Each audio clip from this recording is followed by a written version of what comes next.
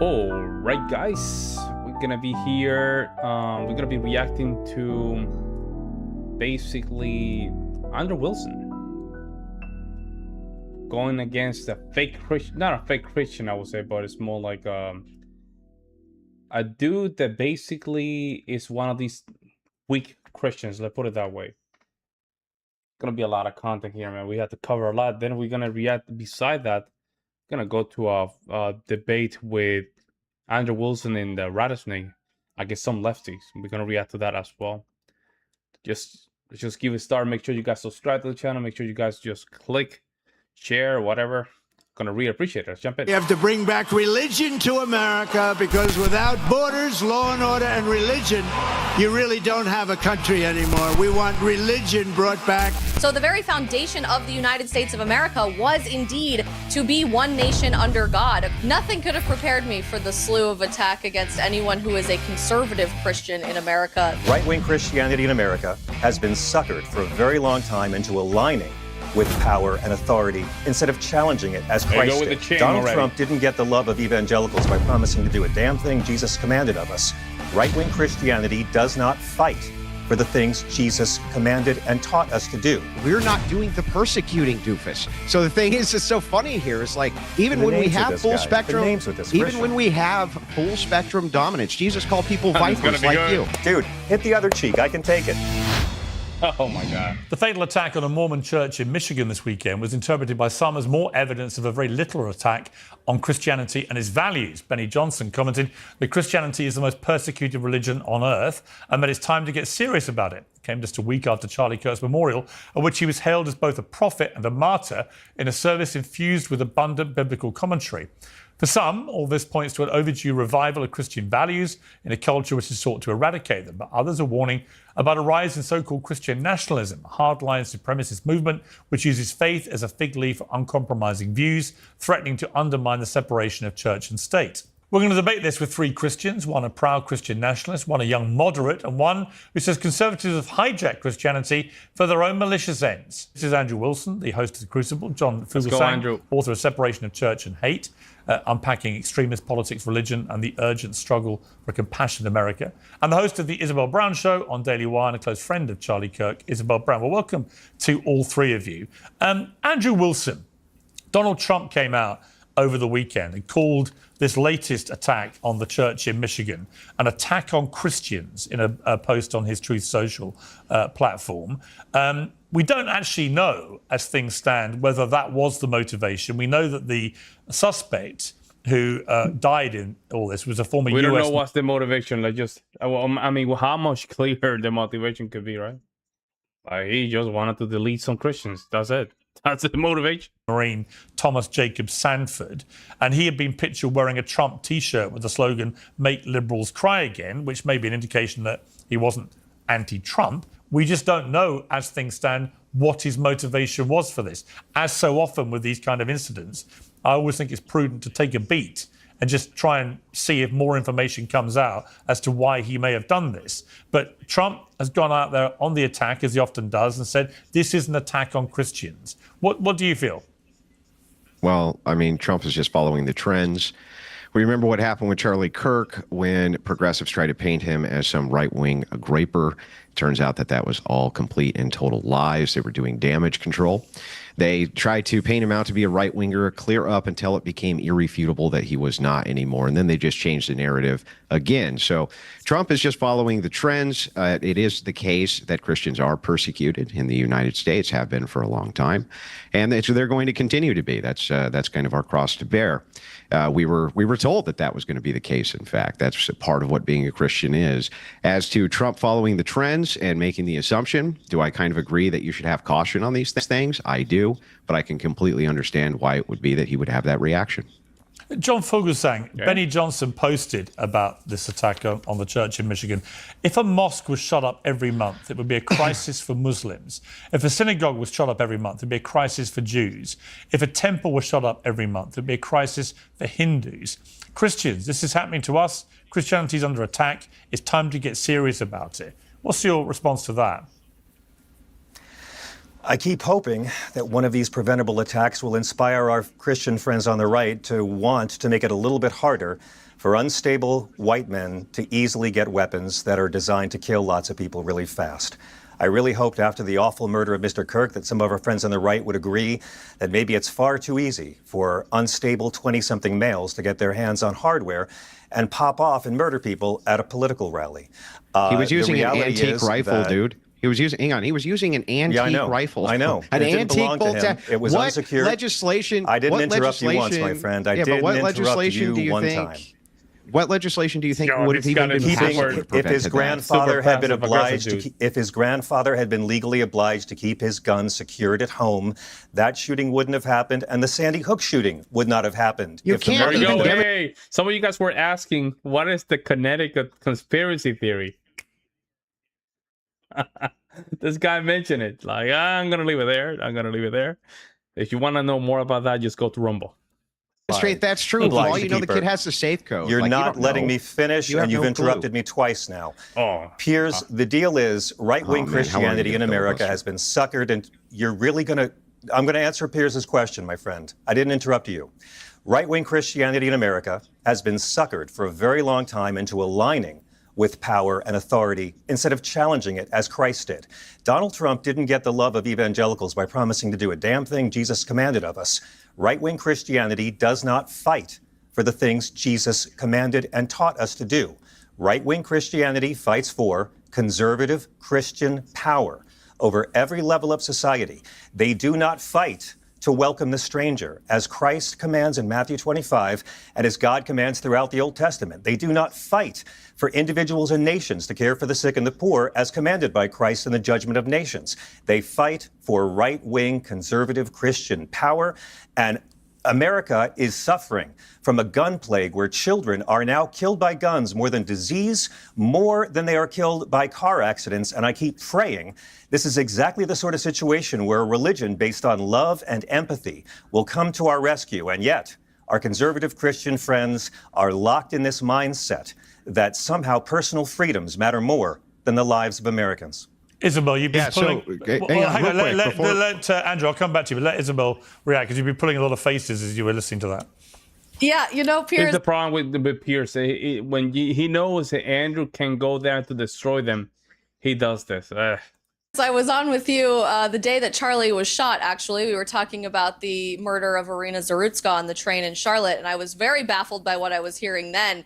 Nothing could have prepared me for the slew of attack against anyone who is a conservative Christian in America the last 30 seconds. There is not a single gun law on the books that would have prevented Charlie Kirk from being assassinated at a gun-free zone on the campus of Utah Valley University. When we saw the manifesto published to YouTube about the shooter at the Annunciation Catholic School in Minneapolis, you saw a very specific, detailed attack that was specifically against Christian children and their families, really warping in a very twisted demonic sense the mass with engravings and diary entries saying, "This is my body." I mean, we were watching a very coordinated attack going back to the Nashville shooting and to many other attacks on churches across the country over the past few years, of which there have been more than 500 attacks on Catholic churches in the United States in the last 5 years or so. This is clearly a specific attack against Christianity in America, but let's pretend that it's not just about America for a second, because the truth is it's not. Christianity, by the numbers, is by far and large the most persecuted religion on the face of the planet today. In Nigeria, just a few days ago, more than 60 people were killed using hammers and machetes. Look at this, dude. This is Satan as a despising himself as a Christian. Look at that. This dude has been around for quite a while. He's been with Jesse Lee Peterson. This dude is just a fake Christian. He's just a woke Christian. Machetes after attending mass at a Catholic church there in Nigeria. And I read a study the other day, feel free to fact check me on this, to any of the other panelists, that more Christians have been slaughtered in Nigeria for... Gun laws would not... Hey, how you doing, Matt? Gun laws would not address a hunting rifle. It wouldn't. This guy is a cafeteria Christian. Yo, cafeteria Christian, at least they make good coffee. This guy's not even cafeteria coffee. This guy is just an atheist trying to play. He wants to just basically just talk from both sides of his mouth, kind of a thing. Hey, I'm a Christian. I'm a Christian. Therefore, atheism is good. This is what this dude is. Being Christian in the last few years than Palestinians have been killed in Gaza during the midst of the Israeli Gaza war, but you don't see any protests happening in the United States about that today. So it's ridiculous to try to create a left versus right paradigm here, or some sort of attack against the Republican Party, when there very clearly is a manifestation of spiritual warfare and demonic satanic influence in our society, trying to attack Jesus Christ in America today. Andrew, I want to play a clip. I'm not a Democrat. I'm going to what you? Oh no. The new gaslighting is I'm independent. I'm an independent. I'm independent. Man, come on, bro. Chris Hedge, a Pulitzer Prize-winning journalist, said on the Secular Talk podcast that Charlie Kirk's assassination was being used to create a new martyr for the movement of Christian nationalism, which he said is a backdoor to American fascism. Let's take a look. Yeah, exactly. That's what they do. I mean, what you said, Matt, is correct. I mean, he picks and chooses part of the Bible to follow what that he likes and ignores the rest, right? Believe me, these are the people that don't even believe in Corinthian and Roman. You know, those are very, very hard chapters of the Bible. They're very, very, very, very powerful. He's one of these dudes that want to basically just eliminate those very, difficult areas of the Bible and just make this kind of kumbaya Christianity. When fascism comes to America, it won't be with swastikas and jackboots, and it will be with the Christian cross and mass recitations of the Pledge of Allegiance. You really got a glimpse of that in the rally in Arizona or rally, whatever you want to call it, the memorial service for Kirk. Now, Andrew, two questions for you. One is, what is your understanding of what Christian nationalism is? And as a Christian nationalist, are you concerned that it gets hijacked by people who may genuinely be white supremacists, fascists, and so on? Well, not really. So the idea of Christian nationalism is just that Christians remain the culturally dominant force in the United States. That's it. That's the entire proposition. Everything else is an addition. So the gentleman over here, for instance, a quick question for you. Is Jesus Christ God? I believe so, but I don't believe in imposing my opinions on others. Okay, God. So Jesus Christ is God. So all the religions are false? No, I don't believe that at all. I believe in my house there are many mansions. So God has many ways of the truth. Yeah, I don't think I'm better than anyone because Christ's movement is about humility. Christ's movement is... We get it, little kumbaya. This is the problem, right? And this is a slippery slope. This is basically weak men trying to lead by compassion and empathy. Right, in a world that is too dangerous for that. It's like this 1975 movement of Christianity. Kumbaya, let's just go hippie about it, and let's just make sure that everybody love each other. When we have to understand the evil is out there, evil is real, and it's not going to be compatible with Christianity. Not about public domination and power. I just want to make sure I got this right. Are all other religions false? I don't believe that at all, no. And I don't believe right-wing Christianity is true either. Is Islam right-wing Christianity does not... Answer my question, dude. MAGA is Islam does true? Not fight for the teachings of Christ. Is Islam true? Is Islam true? Islam believes in the same God as Christians. Do you believe it's true? Yo, this dude is crazy. Islam believes in the same God of Christians. The stranger is God and Christ commander. Do they believe Jesus Christ is God? Wait, they believe Jesus Christ is God? It's not my religion. They believe Christ is a prophet. So then it's the Virgin false. Mary is mentioned more in the Holy Quran than she's mentioned in the Bible. I'm going to walk you through the logic here. If Jesus Christ is God, what are the Christ teachings that Trump fights for, my friend? Then it is the case. What are the gospel teachings your movement fights for? Your movement uses Christ as a prop, and you legislate against his commands. Stop filibustering. Dude, you interrupted me. Your question. So I was in the middle of it. I asked you a single question. Look at that face, bro. Look at that demonic face, man. Yo, that's a demonic face right there. That's a face of you having an agenda coming to this show. That's what it is. He knows who Andrew Wilson is. He knows this is destiny when he get older. Follow up, and you go on these long diatribes. You ask two questions. Listen to what I'm saying. You ask two questions, my friend. Logically, if it's the case that Jesus Christ is God, and that is true, then Islam has to be false. And you have to proclaim that. That is the case as a follower of Christ. Yes, too bad the founding fathers didn't have that system in our country. Well, the thing so funny is that you say that you're a progressive Catholic. You're worried about Christians in power. You say that Christians are out here. Oh, Andrew, Christians are out here. They should be looking at these other immigrants as religious refugees. That's what you said, your own They're words. actually Christian refugees. At our border, they are Christian refugees that y'all have been socialized to call illegals. Then how come you lobbied for Kamala Harris, raised money for the Harris campaigns, a Democrat operative, when she said that she wanted staunch border policies? She literally went to Guatemala and said, "You're not allowed to come. Do not come." I know she did. I'm not a Democrat, my friend. I'm not a Democrat. Yo, it's crazy. I'm not a Democrat, but he didn't deny donating for the Democratic Party. Then her policies cause less harm than Trump's. You happen to be a Democrat operative. Her policies cause less harm than Trump's, my friend. And her policies were closer to the actual teachings of Christ than Trump. Let me ask you. Then that would be the exact same logic that we would have. May I respectfully ask you? So you said this guy Satan. Islam is not the same as Christian. God, anyone who has real both holy books will never say that. This man is a liar. Yeah, not only he's a liar. I think he's one of these. When people really want to describe Satan, right? Satan is basically somebody that's just despised, looking like somebody that's weak. In reality, it's the person that always wants to stir the water of the truth. That's Satan for me. If you get Lucifer, his job is to infiltrate the church and turn everybody away from God. This is literally Lucifer right here. I mean, we have to call the devil by his name. This dude is saying that Islam is the same as Christianity, that we just praise the same God, which is not the truth. It's not the truth at all. And this right here is the problem with Christianity. Because if you have very weak Christians like him, you still have to move to the moderate side of it. But the problem is when you move to the moderate side of it, you still have a side of yourself that is still weak. And you might be okay with these stands. It cannot be that. It cannot be that. Yeah, Satan literally means the adversary. See, I didn't know that.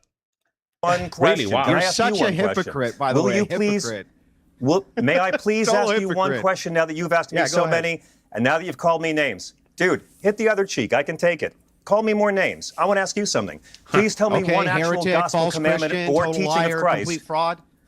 Please tell me one actual gospel.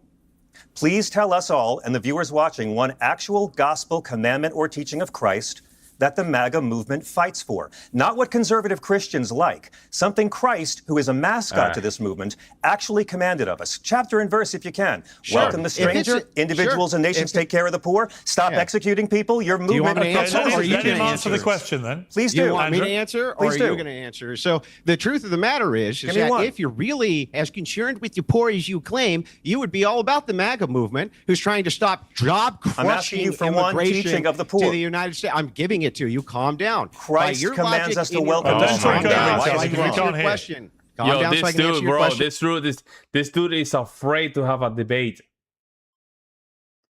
I think it's a chaitan or something like this in the Hebrew. It means the adversary. Well, if it is not good, it's not as good as evil. So I think you're right. If it is not good, it's evil. I think you have a point. Lunatic. I'm going to answer it precisely. Here's your question. Calm down so I can answer your question, lunatic. I'm going to answer it precisely. Here's how it works. If it is the case that you make these bold claims like you do in your book, that Christians ought to be paying taxes for the poor so that we could, for the poor, we got to give it all to the poor. That's what your view is. That's not my suggestion, bro. That's Jesus' suggestion. Then it would be the case. Then it would be the case that you would not want these job-crushing waves of mass migration coming to the United States, which displace one teaching of Jesus, the poor. Andrew. Just one. There we go. There we go with this weak. The argument of just sympathy, man. This is a problem. We have to just have the real conversation regarding this. We can help these people, but they don't have to come to the West. We can help them where they are. We don't have to bring them to the West. Somehow, and these fake Christians bringing these people to the West, somehow it's going to help the West. Look at how they're living. They're not living in very high standards. Their mentality or the philosophy doesn't even understand how the West works.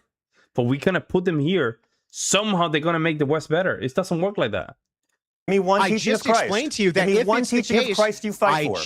I just did. I just explained to you if you really want to. And what Jesus thought. Jesus said you have to welcome them. So you can just go bring a lot of these third worlds to your neighborhood and just welcome them. See, also, if I'm not mistaken, we should not be lying either. By saying, even though you say welcome them, we should not be lying to ourselves that these cultures are very dangerous to our own society. We should not be lying either. Don't lie, right? One of the commandments. So you have to decide. Yes, anti YouTube threat. That's a very yes, but the comment. Okay. Okay. We have a very good. Let me just walk it through you. If one of the commandments, right? Are we allowed to lie to ourselves as Christians? That's the first question. Are we allowed to lie to ourselves as Christians? Answer that question, anti-YouTube threat. That's the question. Uplift the poor. You don't do it with crushing mass migration. What Jesus teaching did you explain? I just explained to you that by your view of what Christians ought to be doing, we are doing it. Do you not understand this? Christ says that individuals and nations will be judged. Christ says in Matthew 25 that individuals and nations will be judged, heaven or hell. And by tell me exactly. Lying is a sin. Therefore, we should not be lying, right? We should not be lying, admitting the fact that these, sadly, these societies are not compatible with the West. Okay? These societies are not part of the West. And by us lying as a society, we're committing a huge sin. We are committing a huge sin. Why? Because we are not being honest. And honesty is not, dishonesty is not a Christian way of life. That's the problem. We can welcome them. But they have to stay in their own country. They have to stay in their own neighborhoods. They have to stay in their own tribes. But by us lying, saying that everybody's the same, everybody's equal, every culture's equal, we're lying to ourselves. And that's a bigger sin. Care for the sick, care for the poor, welcome the stranger, and care for those in prison. MAGA legislates and votes against these commandments of Jesus. And what was the Kamala Harris? What was the Kamala Harris Christian doctrine that you were for? Kamala Harris is closer by light years to the teachings of Christ than the Republican Party, but I don't consider Democrats to be. I'm not a Democrat. What are you on the treatment of immigrants, on anti-racism, on women's equality, on helping the poor, on making health care more accessible, on having less gun violence? I could do it all day, my friend. All right, Isabel. So, was that the epistle made it up? Jesus said, "Thou shalt not have guns." Gentlemen, let the lady on the panel talk, please. Isabel. Piers, I think this is precisely the problem because it just. You're saying that third world migrants are a blessing of the West? No. See. Now you gaslighting me right now. No. Third worlds are third world for a reason because they cannot keep the same standard as their first world, right?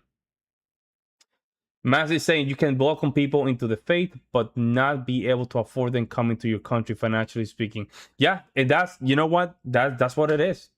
You have to. It's like the saying that goes that if you give fish to a person, you have to always give them fish. But if you teach them how to fish, you don't have to just give them more fish. They can help themselves. It's that kind of approach to it. We cannot keep bringing third world migrants. Third world just mean poor. Poor people have great value. Rich doesn't mean good. No. See, no. Third world just mean poor. No. You can still be poor and have great value. Good point. The problem is that the majority is that a lot of these third world, their value is not even related with Christianity's value. And Salvador was a good example of this. El Salvador was very dangerous. El Salvador it was one of the most dangerous countries in the Western Hemisphere. Until Bukele came in and just started enforcing the law. If these people were so good in value, guys, a lot of these third world countries would not be third world. I'm sorry. Goes to show how in Western society today, we are living in two completely alternate realities, largely based on the media. Nah, I don't believe that. Unless you can provide like a burst in context, I don't believe what you're saying. That we are consuming, where you genuinely see this belief parroted among very mainstream Christians that the teachings and the policies of someone like Kamala Harris, who actively told Christians at her own rally, you folks are at the wrong rally, please leave, there is no place for you here. She that told her hecklers policies that. would have been better for the United States of America. This is a woman who championed the abortion of more than 1 million per year in the United States of America, including through all 9 months of pregnancy and partial birth abortion, the which Bible's is not against abortion. what we believe in the same. You're saying, do you have data to prove this? What are the Western values? Transgenderism, feminism, atheism. Third world are religious and conservative. Are we talking about what kind of third world is? Because there's a lot of third world that are just savages, tribes that like to just eat each other. See, I can use the same logic to against you, right? Western transgenderism is just an atheistic movement. A lot of these are atheistic movement. Feminism is an atheistic movement. It has nothing to do with Christianity. That's not a Western value. It's just an atheistic value, right? Christianity built the West, right? The music, the arts, the architecture was influenced by Christianity. We took Christianity out of the school. Even in Europe, they call a lot of these countries the first atheistic countries. So it's not Christianity. What you see right now is not Christianity, because Christianity is against most of those values. So that argument doesn't make any sense. Especially as the Catholic Church, I should know myself, and maybe it's time to crack open a catechism to remind ourselves of that. Abortions are legal and free in Israel right now. Judaism doesn't ban them. Promoting actual immigration policy from that centers very Christian nation of Israel. And when it comes to centering immigration policy, Christ's religion doesn't ban abortion. It starts with stopping the horrifying human trafficking of children and the rape of babies and toddlers that happens on the southern border every day. When it starts by lifting people out of poverty, it starts by giving people actual positions of employment that give them a long-term trajectory for financial success. These are Christian values, but our twisted, disgusting media in America and beyond has allowed for a very inverse reaction from Christians to believe in this version of toxic empathy where we are supposed to tolerate and endorse. I like that. Toxic empathy right there. There you go. There you go. Toxic empathy. I like that. Because that's literally summarizes what is going on right now with Christians. We just simply have to take it because we're Christian. And they guilt us. Are you not a Christian? You're supposed to care for... No, man, we're not playing that game anymore. Our society is being degraded. Our society is being just basically destroyed because they taking advantage of Christianity for the same culture that there's no evidence that I have seen that can show empathy to Westerners. The best example of this guy is just simply Zimbabwe and South Africa. As soon as these people or those people took over, they just started deleting the Christians. Are you saying, Leviticus, the foreigners residing among you must be treated as your neighbor born? Don't think as yourself. You were foreigner in Egypt. I'm a Lord, your God. Hey, good point. Love them, right? Treating as a native born. But doesn't mean that I have to welcome into my own society. And it doesn't mean that I have to welcome them to my own society. I don't have to. We don't have to. We don't have to. We don't have to. And the question is, anti-YouTube thread question, are you a Christian? Are you a Christian? And if you're a Christian, would you be okay with this third world migrant just be living around you?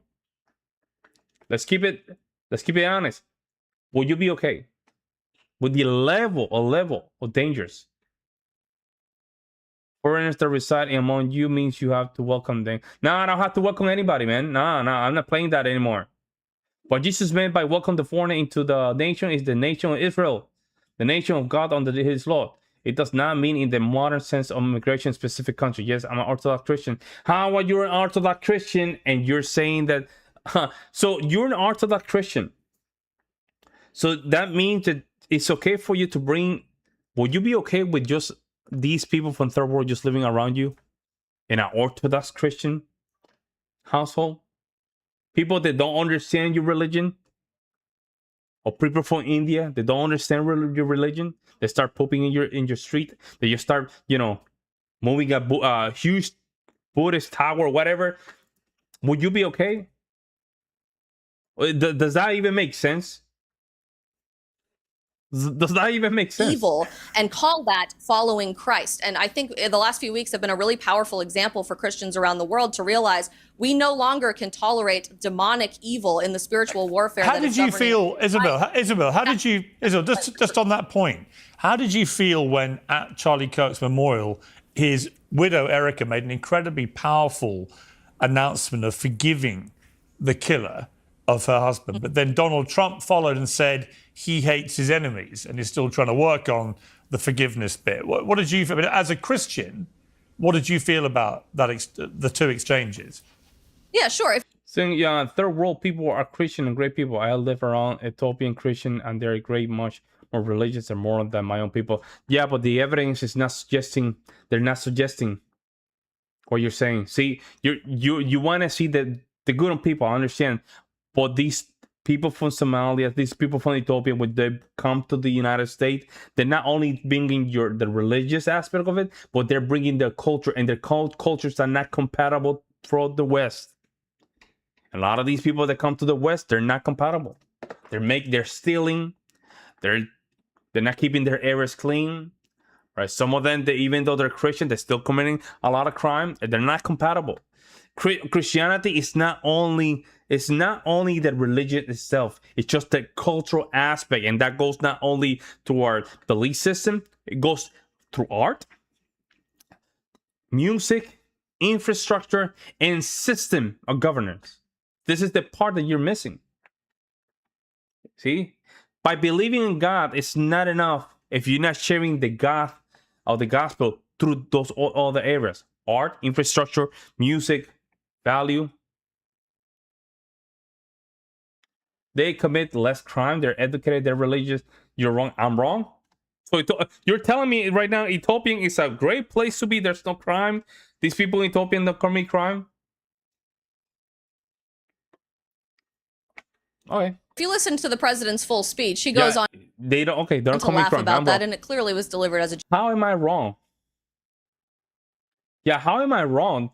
They commit less crime. They're educated. They're religious. You're wrong. I'm wrong. Refutate. Prove me that I'm wrong. Prove me that when you say Ethiopians, right, or other people, it doesn't matter. Ethiopian Americans were the high density, or Ethiopian Americans, they're very, how can I say this? They're a very safe society. I want to see that data. But the last time that I checked, Ethiopians still African Americans. Ethiopian Americans. They committed a crime as soon as they came here illegally. So literally, you're wrong. Yeah, if they came here illegally, they're committing a crime. 100% a crime. That joke. I'm not here to speak for the president. Oh no, I think he meant it. But I don't think he was joking. Just based on every single speech that was given at that event other than the president's, and if you took the time to watch all 6 hours of it, you can see this was not a rah, right-wing political rally. Every single speaker, including President Trump, took their time on stage to spread the gospel, to share love of God, to say we can no longer be afraid of proclaiming our faith in the world based on potential political backlash. And I saw one particular take that really bothered me from Destiny, who I know has been a common guest here on the Piers Morgan show, of people saying, this was indicative of a Nazi rally. This was completely indistinguishable from a Nazi rally led by Adolf Hitler. I don't know the last time a Nazi rally encouraged you to forgive your enemies and the people who violently assassinate your husband. Well, also, only one speaker did. Well, hang on, just to be clear, also, there were a lot of Jewish people at this so-called Nazi rally, which a bit like the Madison Square Garden rally before the election, when they tried to call that the new version of the 1938 rally at MSG, was completely absurd. There was actually a Holocaust survivor sitting in the front row. Let me come back on this issue, if I may, John, to your book and your interpretation of Christian nationalism. I want to just quote the definition that you give of it on page 20 of your book. At its core, Christian nationalism is the belief that the United States was founded as a Christian nation and should remain one today, with laws and policies guided by a particular vision of Christianity. Unlike ordinary religious faith, which is personal and spiritual, Christian nationalism is political. It merges national identity with religious identity, insisting to be a true American is to be a true Christian and vice versa. I mean, I suppose. And what's wrong with that? What's wrong with just admitting that the United States was built in Christian value? And this is the same dude that is going to allow Muslims and a lot of these crazy different religions to come to the United States and just basically conquer the United States. And this dude is going to just basically bend down and just say it's okay. You see what I'm saying? These are the Christians that are a problem in the United States, where they are okay other religions coming in and just basically just dominate us.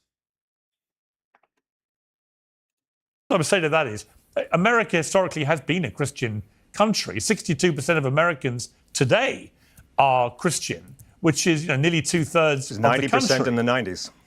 Yeah, but my point being that it is still a large majority Christian nation.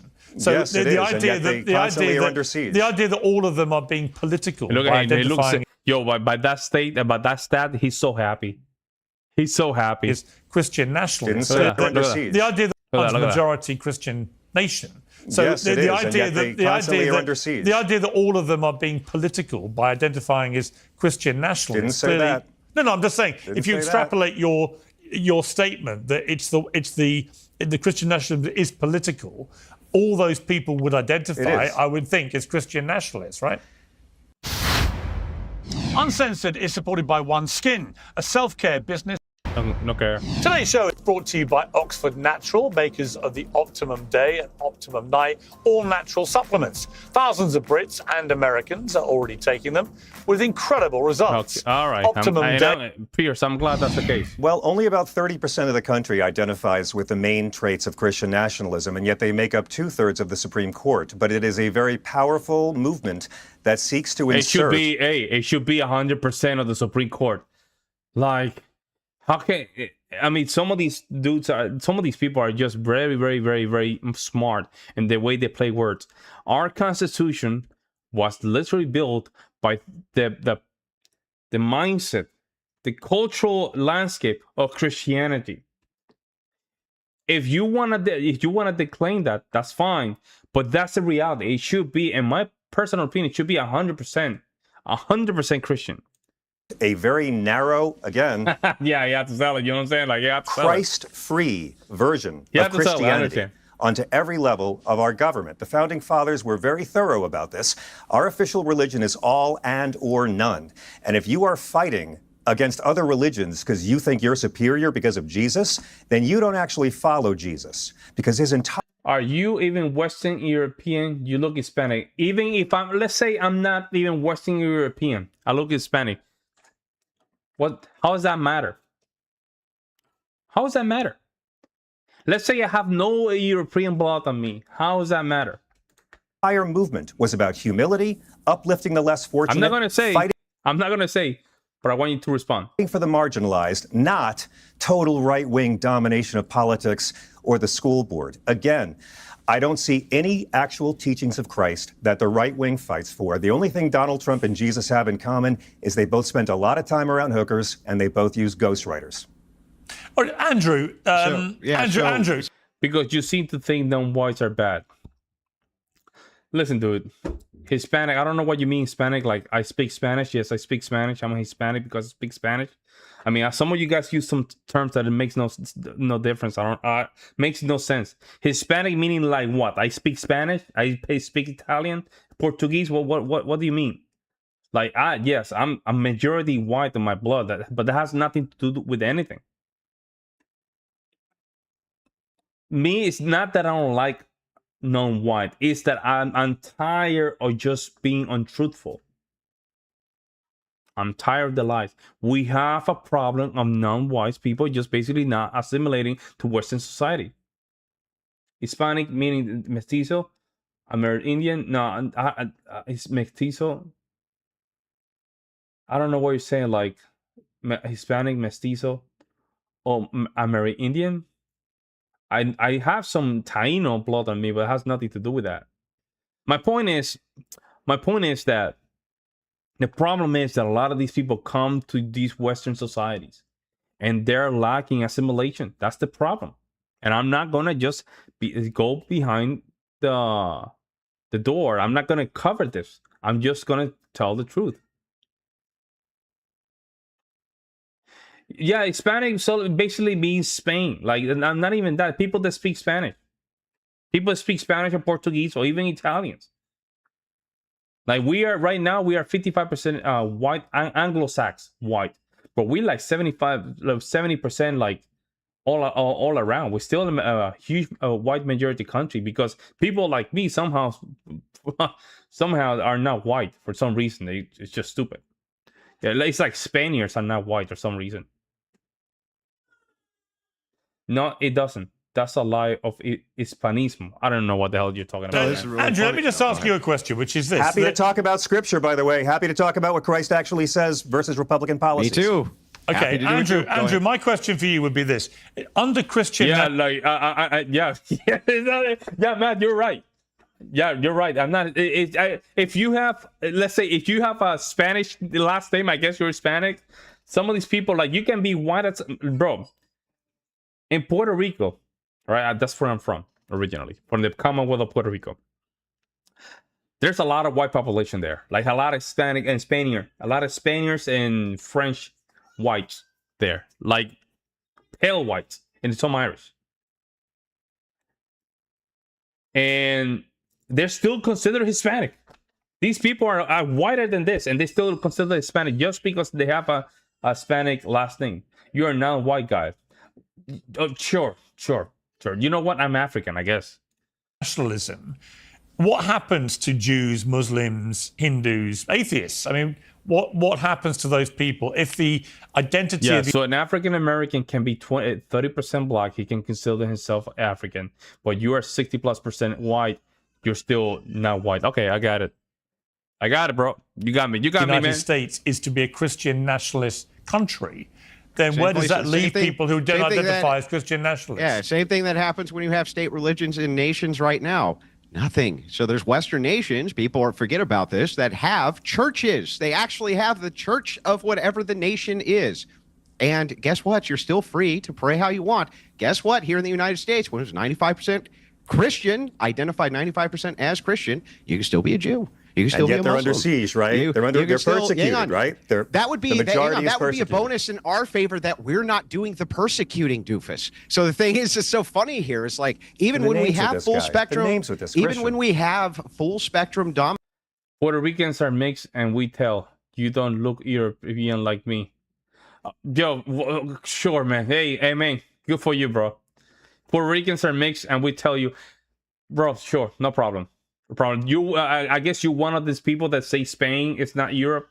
Yeah, Italians are not Europeans. Got it, bro. Got it. Jesus called people vipers like you. Even when we have full spectrum dominance in culture. He was calling out the conservative religious bosses when he did that, my friend. We are far better and leadership capacities than secular atheists are. Guys like this, their entire you should be in power, right? The entire power for the Christian, yes, power above others. The entire crux of what you want is just gay sex, right? Isn't that really what your criticism is? No, sir. You're lying about me because the argument makes you uncomfortable. What are you upset? No, sir. What are you upset about cultural Christians for? What are you actually upset about here? If Christians are in power, to follow the what do you teachings think's of going to Christ. happen to you?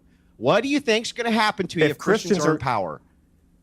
What? I think that the founding fathers were very specific more than once and said in the Treaty of Tripoli, ratified by Washington, signed by Adams, the government of the United States is in no way founded on the Christian religion. I don't consider your movement to be of Christ, my friend. I don't consider your movement to be of Christ. Okay, if everyone talks at the same time, I can promise you. Hang on. Trump's trying to ban an entire religion from entering the country, my friend. They should. They should have no problem with that, because the people that are just coming in, which are the Muslim, basically, they're not. If they take power, we already saw in Dearborn, Michigan. I mean, these people got power, and there were some Christian trying to just say, you know what, it's not okay what you guys do, and the guys say like, you get out, you're Islamophobe, And you know what these people did? The Christians did? Nothing. They had to just let it go. Like, we have to be real about these things, guys. If everyone talks at the same time, I can guarantee you one thing: nobody can understand terrorists from entering the country. No one will understand what anyone says if you all talk over each other. Sir. Please, guys, if you talk over each other, no one can hear a word you're all saying. Isabel. The founding fathers were actually quite clear that you were expected to understand a working knowledge of submission to God in order to be an active participant in governance in the United States. Of the 13 original states, all of them, every single original state constitution of the 13 states required a declaration of faith to serve in the state government. 9 of them required you to have a declaration of faith as a Christian to serve in the state government. The Declaration and yet the U.S. Constitution forbids it. Our relationship to God. No, it defers it to the 10th Amendment. Have you heard of the 10th Amendment? And they had a better The First Amendment forbids a religious test. All right, let Isabel finish her point, then I'll come to the others. In fact, the book of Deuteronomy is the most quoted book in America's founding documents by leaps and bounds, more than any secular text. So the very foundation of the United States of America was indeed to be one nation under God, a Christian nation. But the founding fathers also wanted to have a separate... Hang on. The founding fathers also wanted to have a clear separation between church and state for the United States, didn't they? Not really. They okay, well, that's interesting. So, Andrew, am I not right in assuming that, Andrew? You're not right in assuming that. They didn't want an establishment clause at the federal level for a national religion. Yeah. States were allowed to have their own religions, and they did.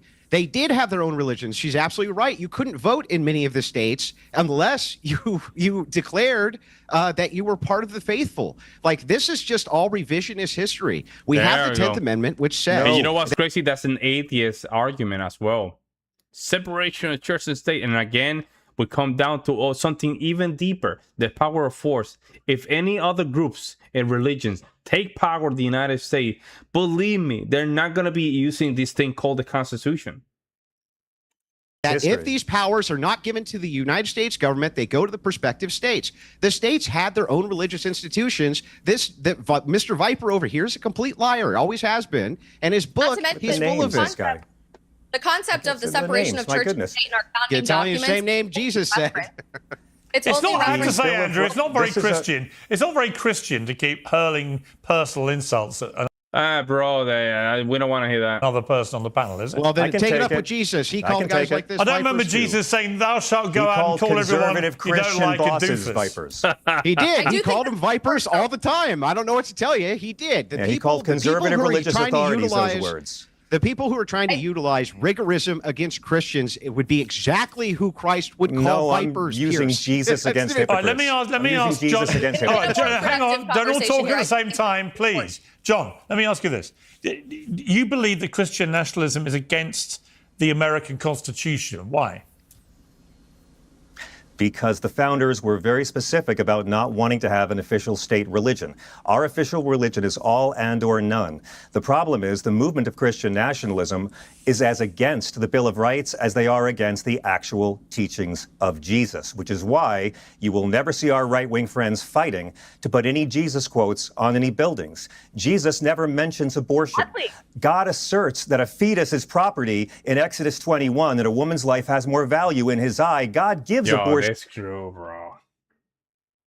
This dude is basically a Bible twister. This dude is basically a Bible twister.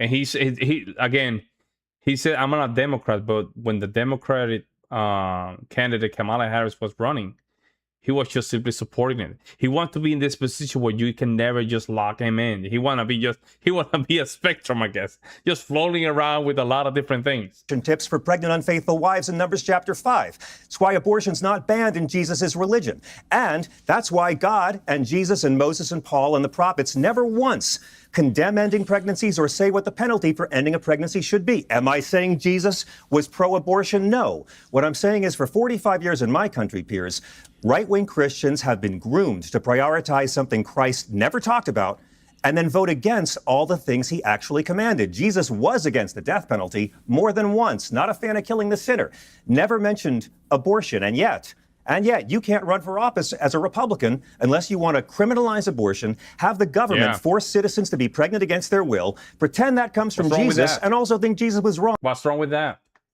What's wrong with that? protecting baby.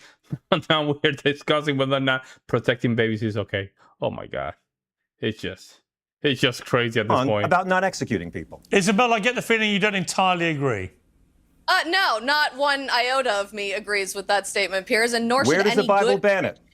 in Scripture. It starts with a very simple commandment in the 10 Commandments: "Thou shalt not murder." Let's take off our Catholic hats for a Judaism second. does not consider a fetus to be a full life.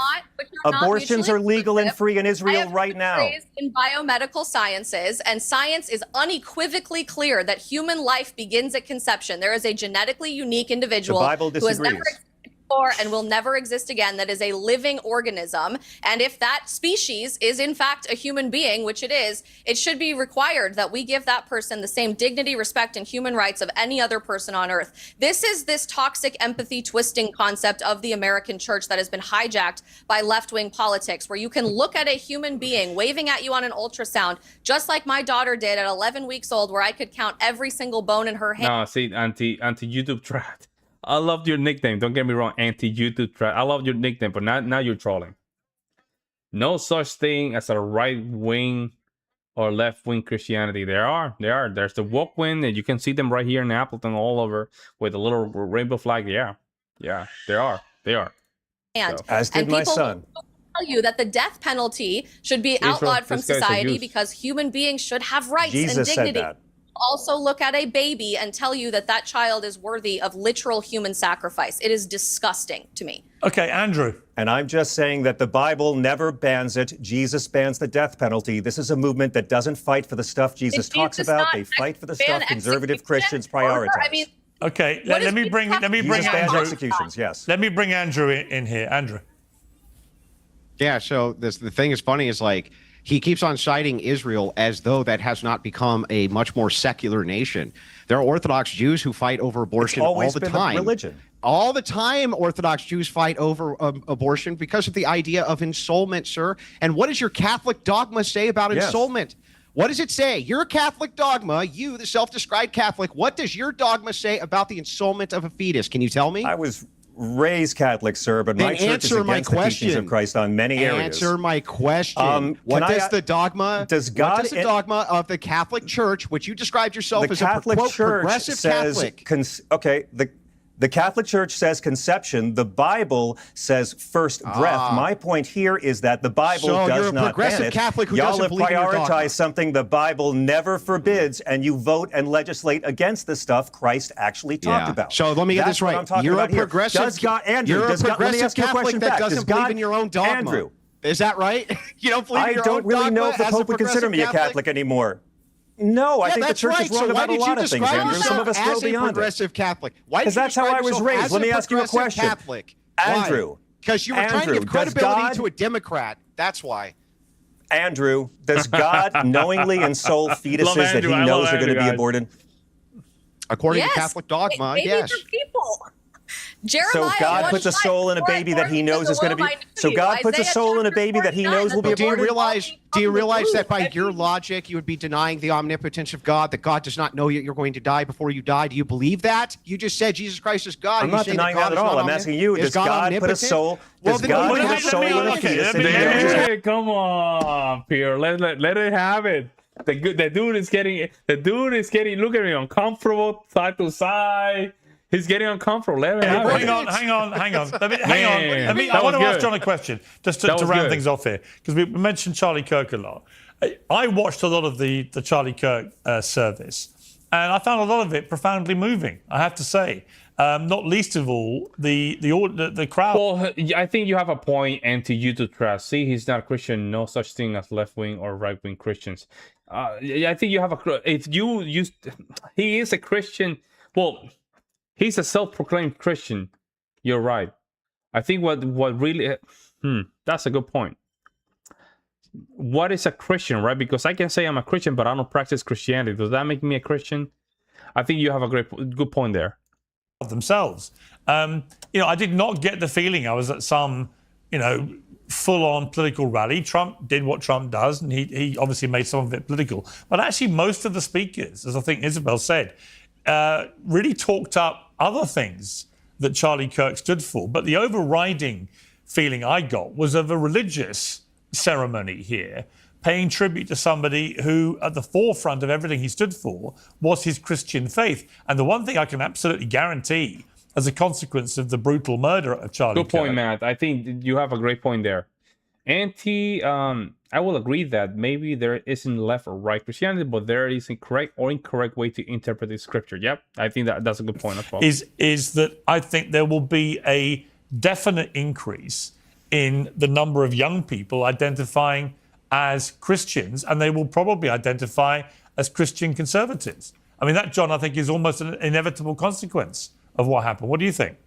I don't care what they call themselves. I wish Christians would follow, believe in, and fight for the things Jesus actually talked about, as opposed to the things conservative Christians have been groomed to fight for and prioritize, which often have nothing to do with the teachings of Christ. There is no Jesus-based defense of Donald Trump support. You look at immigration alone, you have to reject God of the entire Old Testament, who commanded us to treat the alien as one of our own. You have to reject Jesus, who said that who said that the way you treat the immigrant is the way you treat him. I need someone to explain to me why Donald Trump's right and God and Jesus are wrong. I don't care how people identify. Okay, I love many conservative Christians, and I'm not talking about the conservatives. I'm talking about the right wingers. All right, hang on, Andrew, it's the same explain exact that. logic. Yeah, it's the same exact logic that he used when he was raising money for Kamala Harris, who said we have to have secure borders, told Guatemalans can't come into the nation, and said, quote, I did this now as justification because otherwise I would look like a hypocrite, because she was the lesser of two evils. We can use the exact same argument. Yeah. The exact same argument. It's the lesser of two evils to have a wide open border where human trafficking can occur. No one called for a wide open border. Drugs can come No one called for that. Wait You're a bearing second. false witness. They did. They literally just did. California, Oregon, New York State, they'll all run with the policy century state. It's an open border policy. You did. You said the religious refugees. We should look at them as religious refugees and just be totally Jesus accepting. calls for an open border, That's yes. what you said Jesus we should called do for and an how open Christians border. should behave. God this called is why for we an can't open listen border. to you. And Ronald This is Reagan why called for we an open can't border and listen amnesty. to you. Because, sir, you're a hypocrite. I haven't The very called for thing you that. accuse us No, of, I'm not. you yourself did. Why is You Jesus raised wrong money about the for border, Kamala Andrew? Harris, who had the same, Why who is had the same Jesus crackdown wrong? border policies. Dude, she was going to hurt less people, and it's been proven, by the way. No, There's she would have several hurt thousand more folks people with overseas human that trafficking. would be alive if USA... Hang on. The USA ID cuts alone, my friend. Hang on. She would have hurt You know the more thing about the people with border, human the thing about the border debate which makes me laugh. Today, 2 clips have gone viral on X. And it's of Bill Clinton and Hillary Clinton both talking about the southern border in a way that today... Have you guys listened to some of this old Democrat talking point regarding immigration? Oh, my God, bro. They sound worse than Trump, man. They sound much worse than Trump. Today, the woke left would describe... Yeah, you can love immigrant, but you have to stay over there in your country. Does that make sense? I love you as an immigrant, but stay there in your country. Nothing wrong with that.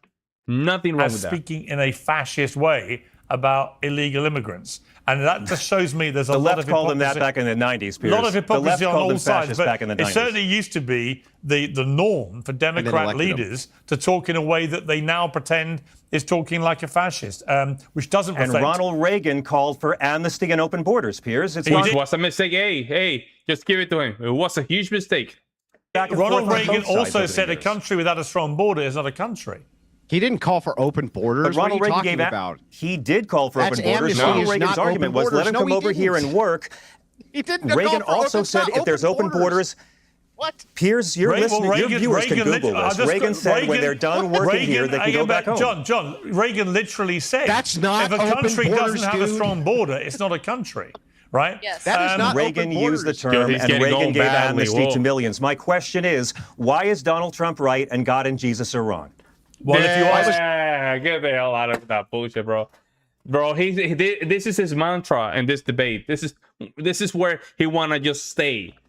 He doesn't wanna just go through each statement and just going back and forward into a debate. That's why he overtalk. He doesn't really want to get into that debate. He doesn't want to, guys. Why is Kamala right and God and Jesus are wrong? No, you're not answering the question, Andrew. Why are God and Jesus wrong on abortion? First of all, I'm not a Democrat, bro. It's not going to hurt me. Abortion is very, very clearly outlined in both Catholic Church and Orthodox All right, let's not get back into that. Let's not get back into bad news for you. Yeah, I think you have a good point, Matt. I think that, to be honest, there's a big risk to interpret Jesus saying he fulfilled the law, as meaning we don't have to follow any of the, because then we can ignore morals like Ten Commandments. Yeah, hey, Ten Commandments is the best. I think the Ten Commandments is the best way to just run a Christian society.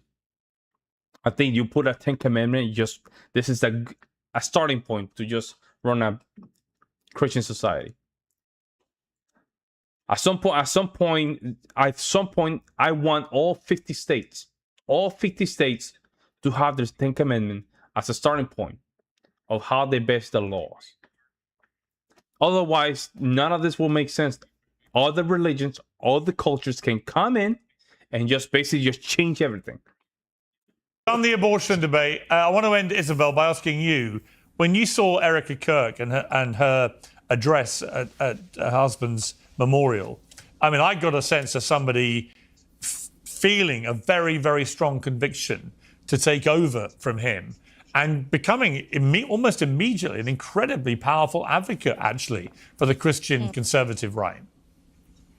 I think you're exactly right, Piers. You know, many people are saying that perhaps no one influenced the culture of young men over the past decade as much as Charlie Kirk. I wholeheartedly agree with that.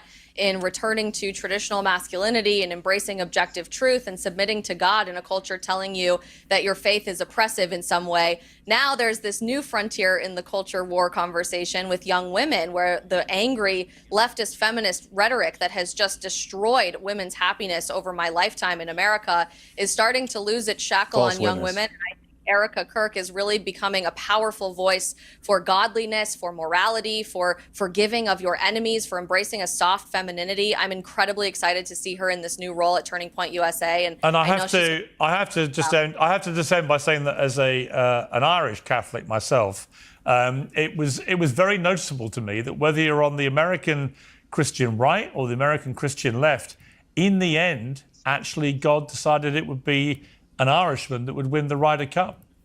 So there you go. Oh, what the hell are you talking about, bro? Wow. Hey, shout out to Pierre for that stupid joke, I guess, at the end. We're going to move to another debate.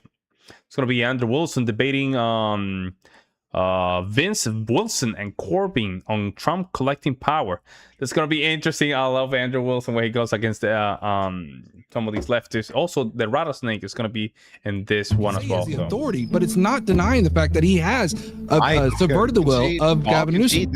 I'll concede the point that Newsom definitely did not want Trump to federalize his National Guard or send in the Marines. That's not in question.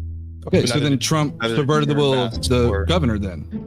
I don't know if I'd use the language subvert the will. He disagreed that he didn't have the authority to nationalize the troops if Gavin Newsom wasn't executed. Just move forward. Guys, I'm going to bring it right back to this, I promise you. All right, thank you, Andrew. Corbin. Well, there's a lot of different aspects, I guess, of Trump's he said he was Catholic. I didn't even know he was Catholic. Authoritarianism that you could talk about. I kind of want to key in on specifically, I think, the erosion of federal and state powers under his administration, whether it be through things like the federalization of the National Guard in LA or quid pro quos with Eric Adams to enact his agenda on immigration. That's kind of the area I wanted to focus on. Shout out to the rattlesnake. Love this I'm not as keened in on tariffs or whether or not Trump has the ability to enact those. That's kind of a separate question. But yeah, I guess that's kind of the main points I want to hit on is how he's trying to enact federal law on a state level. All right. Awesome. Jake, 2 minutes, sir. Thank you very much for having me today, Tom Fuller. It's good to see you. It's even good to be here with the Libs today. It's good to see you guys too, Libs. Yeah, good to see you. So I am not American. I'm Australian. I don't exactly live in Britain. I don't exactly live and breathe the politics, but from an outside point looking in, I think that Trump is doing actually a really good job. The idea that he's some sort of authoritarian is nonsense, and I'm looking forward to getting into some definitions of what exactly you guys mean by authoritarian. What I see is a leader doing what he was elected to do, essentially. I mean, taking back the power from entrenched elites, NGOs, and bureaucrats who are never chosen by the people. Few quick points. I mean, Trump doesn't necessarily look to me as though he's consolidating power anywhere near the levels that his critics claim, especially with claims like fascist and authoritarian and the likes. He's cutting down on bureaucracies that run the country without accountability. Under Biden, elected officials were making the big decisions. That's the real deep state. So Trump is just following through on campaign promises to dismantle it. To the extent that he's consolidating power, I don't think there's anything unusual. Every president does this, and I feel as though the leftists do this just as much, and they're just grumpy because they're not really used to seeing Republicans do this. And the third one, I'd say, to the extent if you guys can bring up some examples, and if you guys can convince us that he is consolidating power in various different areas, then I would like to see why that's wrong and why that's actually a bad thing, particularly in terms of the border. I mean, I think that the gentleman before me brought up that one, so that'll be an interesting one to go into. And as somebody from the great land of Australia down under, and who's travelled the world a lot, I will say this. Countries like mine, the UK, and much of Europe have been wrecked by weak borders and liberal globalist policies. And America is somewhat of the last frontier, as I see it. If Trump succeeds, he actually sets an example that the Western world desperately needs. So, I was going to say, guys, thank you so much for keeping the chat nice and clean. Very nice debate. I'm just reading what you guys are going back and forth. Love these debates. I don't think he's a dictator in the making. I think he's doing what the left has been. The debate's title is Trump collecting power, doing and has done for themselves, and the only difference is this time it's not on their terms. So with that, I'll get on to the next one. Back. Awesome. Thank you, sir. And then also, Corbin, double check your mic. I'm not positive that you're on the wrong mic, but you might be. And then Vince, go ahead. 2 minutes, sir. Be on the right one. Yes, sir. All right. So has Donald Trump consolidated power? Let's keep focus on this. This is at the core of the debate right now, not whether or not necessarily Donald Trump is in fact an authoritarian, whether or not he is a fascist. All right. That is the topic of the debate. Already, man. Has Donald Trump consolidated power? The answer is absolutely yes, through emergency powers, lawsuits, and even threats of military force. Trump has pushed the boundaries of executive authority. His intentions were clear when he stated, I have the right to do anything I want to do. You know, I'm the president. People like him is basically this type of dude that if they really live in an authoritarian government, they would not even see it coming. They don't even have the idea of how that even looks. Authoritarian? Really? Authoritarian? You guys you know what that means? That means that you have no control as an individual. The state controls everything. If you go against the state, they're going to delete you. It's an authoritarian country. These two have no idea what that means. Each time power shifts away from Congress and the courts, we inch closer to authoritarian rule. Notice what I said, inch closer to authoritarian rule. A system where one man makes the laws and is accountable to no one but himself. That's it. All right. Sorry, is my mic okay now? Or yeah, it sounds good. Yeah. Okay. All right. Yeah, sorry, I'm on my mobile mic. It's kind of crappy. I don't have my regular one with me right now. No problem. So yeah, for the most part, I'll let you guys lead the conversation. If there's parts that I want to clarify, please allow me to jump in for a minute and just clarify things. Sometimes for you guys, sometimes for the audience, sometimes just for myself because I'm not all that right. But with you guys having the claim, I will let Vince go ahead and jump us off. Sure. Andrew, you said that Trump did not defy the Supreme Court. What do you mean by that? Yeah, what higher court rulings have been issued by the Supreme Court, which he's defying? Well, I'm asking you. You said he did not defy the Supreme Court. So what do you mean by he has not defied the Supreme Court? What are you saying by that? To my knowledge, the Supreme Court has not issued any rulings in which he is not complying with. Great. So what about Abrego Garcia when I believe on April 10th, the Supreme Court ruled they needed to facilitate the return of the administration facilitated the return, and then the administration then dragged their feet, ignoring Judge Paul Zinnes, to return them. And it was not until June 6th, months later, that they ended up returning Abrego Garcia, after they said that they had tried and dragged their feet saying they would. It took Judge Zinnes multiple times telling them they needed to facilitate the return, and they did not facilitate the return. So would you agree then on that case that he defied Supreme Court? I'm really confused. Hang on, I'm really confused. It sounded like you just said the guy was returned. Oh, so wait, but the original claim is that he did not defy the Supreme Court, right? I'm confused how he defied the Supreme Court when he returned the guy. Gotcha. So then he did not defy the Supreme Court initially, then, is what you're saying, then, right? So you would acknowledge that he discussing the Maryland man. And you know what's crazy? They call him the Maryland man because they don't want to call him an illegal immigrant. And I mean, it's just funny how the media like to just play with words. It's just basically an illegal immigrant from Salvador. So all branches of government have...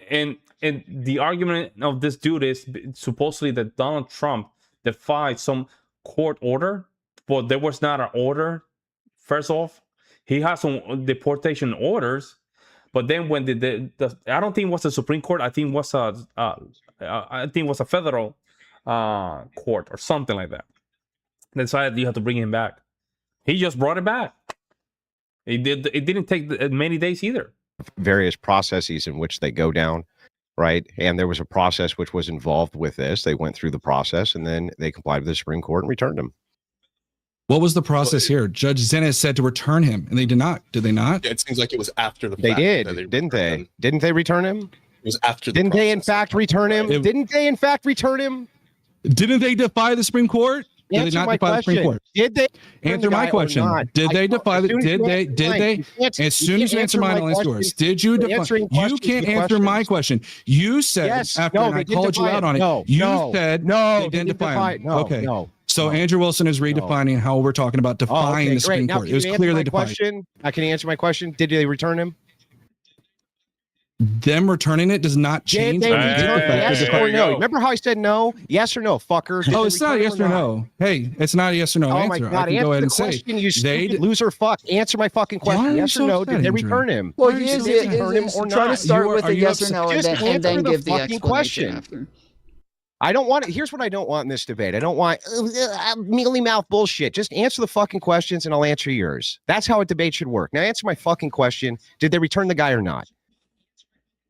Yes, but that doesn't change the fact that they defied the Supreme Court. There you go. Yo, at this point, the debate should have been over. At that point, the debate should have been over. That's it. That's the end of the debate. Because the prompt of the debate is based on this case. If the Supreme Court ordered that you have to bring that dude back, and Trump administration complied with that order, how is he a fascist? Because that's the argument. How is Trump an fascist? He literally just brought this guy from El Salvador, which was a resident of Salvador. If Salvador wanted, he could have said to Trump, no, this guy is a resident from El Salvador and it's our property. But they sent him back. I don't know what they sent him back because he went kind of back and forward, so it was a waste of time. Yes, exactly. That's the problem here. And that Andrew, when he realized, because he sat here and said initially that we're not going to bring any examples, once I brought an example, he got scared and realized, I have to pivot to say, well, they eventually brought him back. But it doesn't change the fact that they defied. Matt, that's a good point. I think El Salvador leader just had a meeting of like all his top government officials, then fired a bunch of them. Kind of what Peter Hedge did today with the generals. Yeah. This is where the country's gonna move very far right, and I'm glad that's the case. And I'm glad that that's the case because we need this, guys, in order for us to really restore our culture, the Western Valley, and a lot of stuff. We have to go. The Supreme Court. They initially defied it, and you were proven wrong immensely when I said that. You weren't prepared for a Spring Facts, were you, Andrew? So they went through the process and then they went. You got me. They went through the process and then returned him. Oh my God! Constitutional crisis! Holy shit! What an authoritarian dictator! You got me. Andrew. It was after. Shit! It was after the Supreme Court. I quit this debate. Oh my God! I'm just fucking destroyed. fucking idiot. They returned him. They went through a process. Yes, that's how it works. This is hilarious. He's trying to redefine how define works. Do we need to pull up the definition of define, Andrew? Well, I think at this point we would have to say that define, because it sounds like definition for definition. Vince, you're saying that they defied the courts for a time and then eventually abided by the court order. Correct, Vince?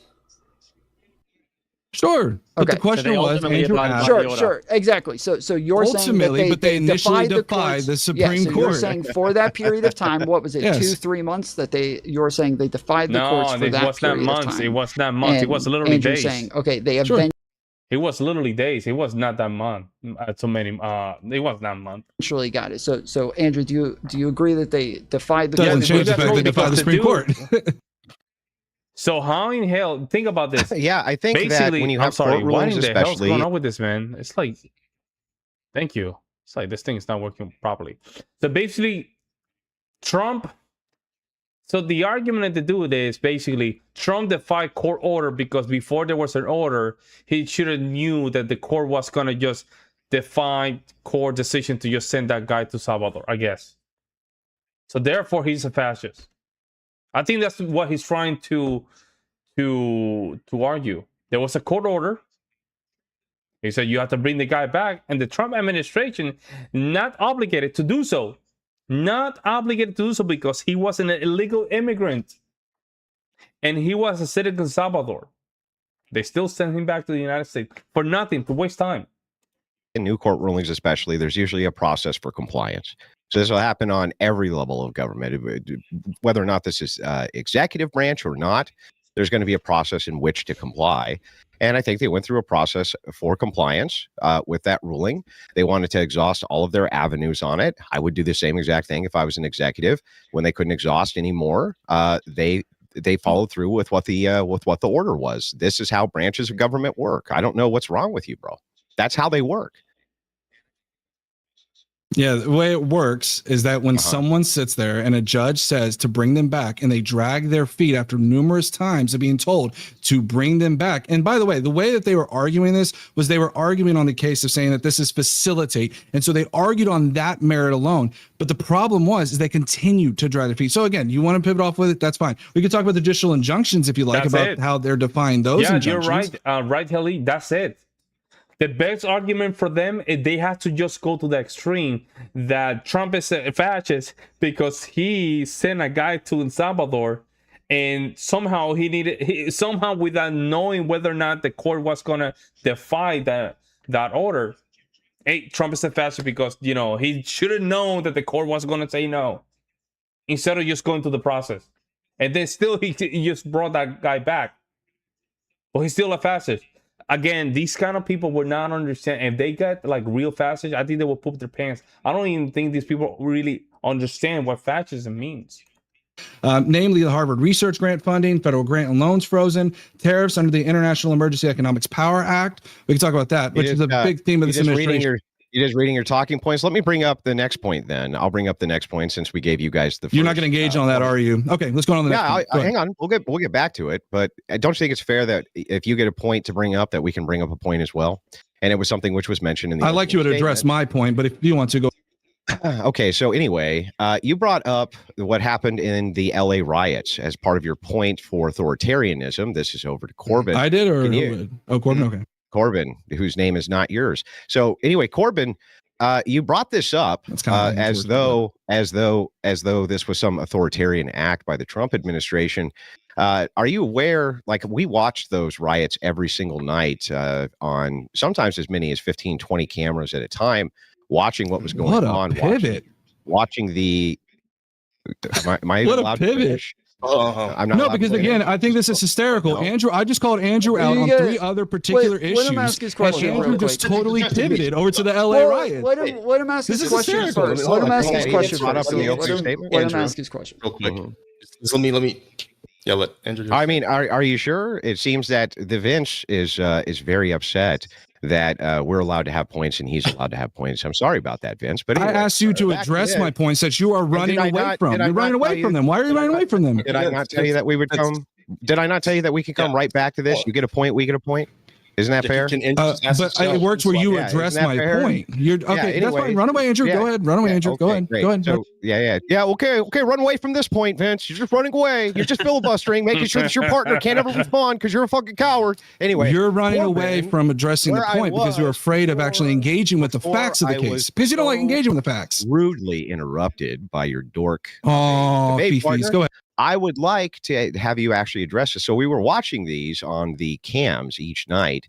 And we saw that the police were clearly standing down. They were not enforcing the order. You're saying that political debates are a waste of time. No one cares about finding the truth. The problem is that the political debates are very important because it's avoid kinesthetic conflict, right? By having debate, that's why you avoid getting to the kinesthetic conflict. You want to avoid that. That's why we have these type of debates back and forward. That's the only reason. If you don't have political debates, then you have one ideology against another ideology, just deciding some of these ideas by physical force, which is very dangerous. That's why you have political debates. I know that can be annoying, but it's very important to understand both sides of the equation. That way, if you are in a side of more conservative, you can strongly prepare yourself for some of these arguments and understand why you think the way you think. Hopefully that makes sense. We come to find out later that there was many NGOs which were funding these riots, many NGOs. In fact, the whole thing was funded by NGOs, especially their famous Day of Rage. Why is it that you think that Trump shouldn't have sent in the Marines in order to bring law and order back to Los Angeles when this was going on? Why? Well, doesn't that seem like it's well within the purview? Hang on. Let me finish the question. I'm almost done. Mm-hmm. Don't you think that's well within the purview of the executive under Article 2? No. So specifically, the reason that I said it was an example of an erosion between state and federal power is Trump was federalizing the National Guard at behest of the head of the state, that being Governor Newsom, when he didn't have the authority to. It violated that. He does have the authority to federalize. Well, Section 12406 that he cited in his executive order to try and federalize the National Guard states explicitly that those powers shall be granted through the governor of the state, that being Newsom. And Newsom felt like the National Guard wasn't needed in that instance. The National Guard is, they are GIs. They are government issue. It is true that the state can deploy them, but ultimately they serve the behest of the president of the United States. No, they're state police. They belong to the state. They're under the purview of the governor. Oh, okay. National Guard. So the person that had the final say in the way I see this, right? I might be wrong in this. In the final say goes to the president. And a good segue to this is just the Ukraine. Currently, the National Guard of Ukraine, of the different states of Ukraine, is under the leadership of the president, not the governors. So I don't know. That's kind of weird. Let me know what you guys think. If you guys have a clause to say that the president has total control of the National Guard, that's what I thought. But it seems like people are just saying that that's not the case. I don't know. Let me know. Okay, so the federal government can't mobilize the National Guard for the purpose of war, and neither can the president. Is that correct? Well, they can, but there has to be a process for it. There has those powers. I see. Under Section 12406, under Section 12406 that Trump cited in his executive order as to why he had the ability to federalize the National Guard and deploy them to LA, states explicitly that those powers shall be granted. Yo, I already looked. I think I looked at it already. Yeah, let's see. It says here the National Guard units are under the dual control of the U.S. state government and the United States federal government. The state and territorial, the 32 USC, always ready, always there. The majority of the National Guard soldiers and airmen hold a civilian job full-time while serving part-time as a National Guard member. Meaning that at the end of the day, it's the President of the United States that wants the full authority of the National Guard. Right. There's a shared authority, but the President of the United States is the one that has it. Yeah, you're right. Yeah, it is in the name. It's called National Guard, not the State Guard. Therefore, yes, the President controls it. Yep. governor of the state. And Gavin Newsom did not give Trump consent to federalize the National Guard. He doesn't need consent. He's the commander in chief. He can send in the Marines if he wants. Okay, but under that statute, so what you're saying is that exact statute, I'm actually going to grant this. So I'm actually going to grant that there was a process error here. Let's just grant it for the sake of it and say that you're right, that there's a process error. Trump is the commander. Trump is the commander. Hang on, calm down. I think we saw this in California. You're right. Trump is the commander. Trump is the commander. Hang on. Andrew, calm down, bro. Calm down. I'll grant the argument. Okay, you're all right. Go ahead. Well, I've let you speak a lot. Mm-hmm. Go ahead. The reason. Wait. Fuck, I lost my train. Never mind. Do your thing. I lost my train of thought. Are you sure? Okay, see, you should just let me finish, bro. I would have let you have all the time in the world to talk. So anyway, the point here is that, yes, Trump is a commander in chief. So when I look at Article 2, I mean, he can broadly do what he wants with the military. I mean, he can pretty broadly do that. Him sending in the National Guard, him sending in the Marine Corps, I think he did have executive authority to do. Not only that, I'm not even sure that if I were to grant to you that there was some process error here, how that would necessarily be him accumulating power to himself. Even if there was a process error, that doesn't seem like an accumulation of centralizing authority. The president already is the commander in chief.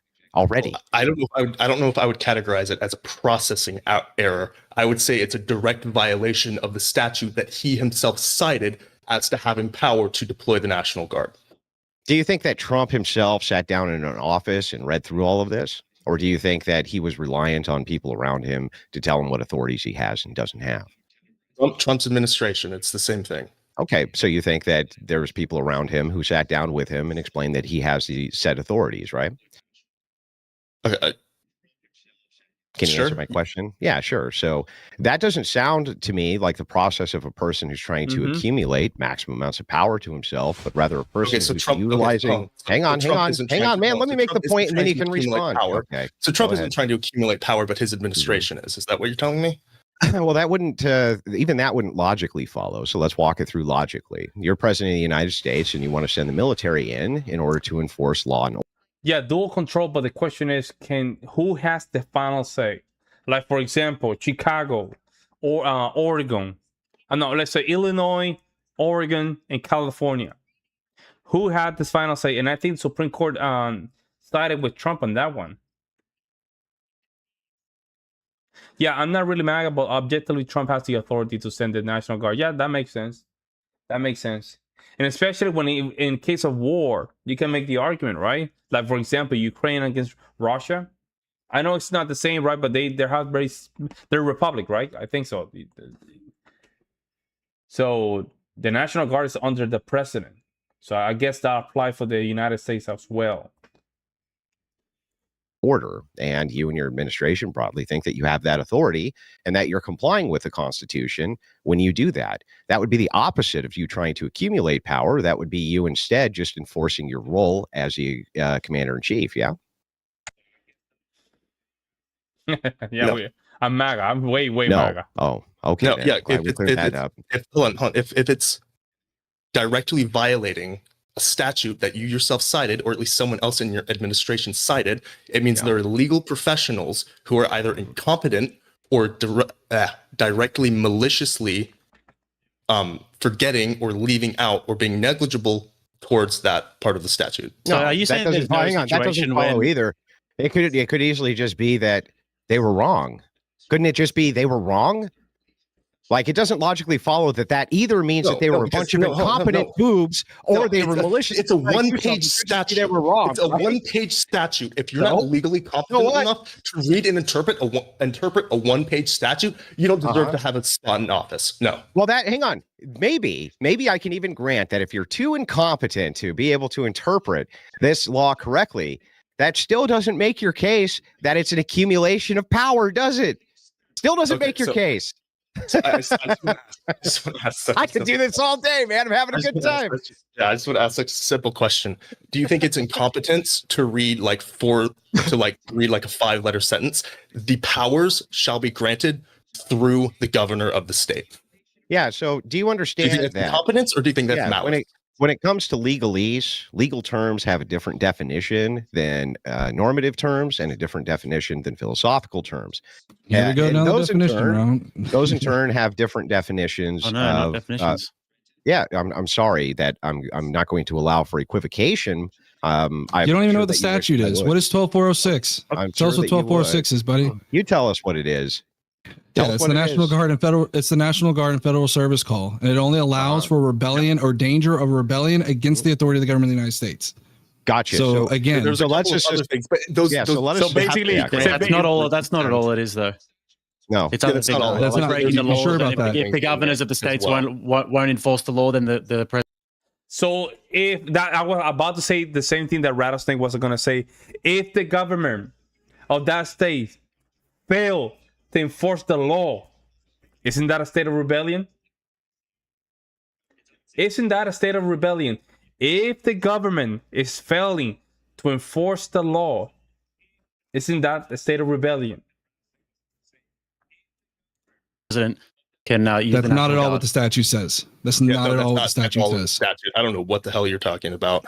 So yeah, he's reading something totally different. So what? Well, hang on. Before we get totally derailed, I would like to finish the exchange. We were almost done with the exchange. Let's just finish it.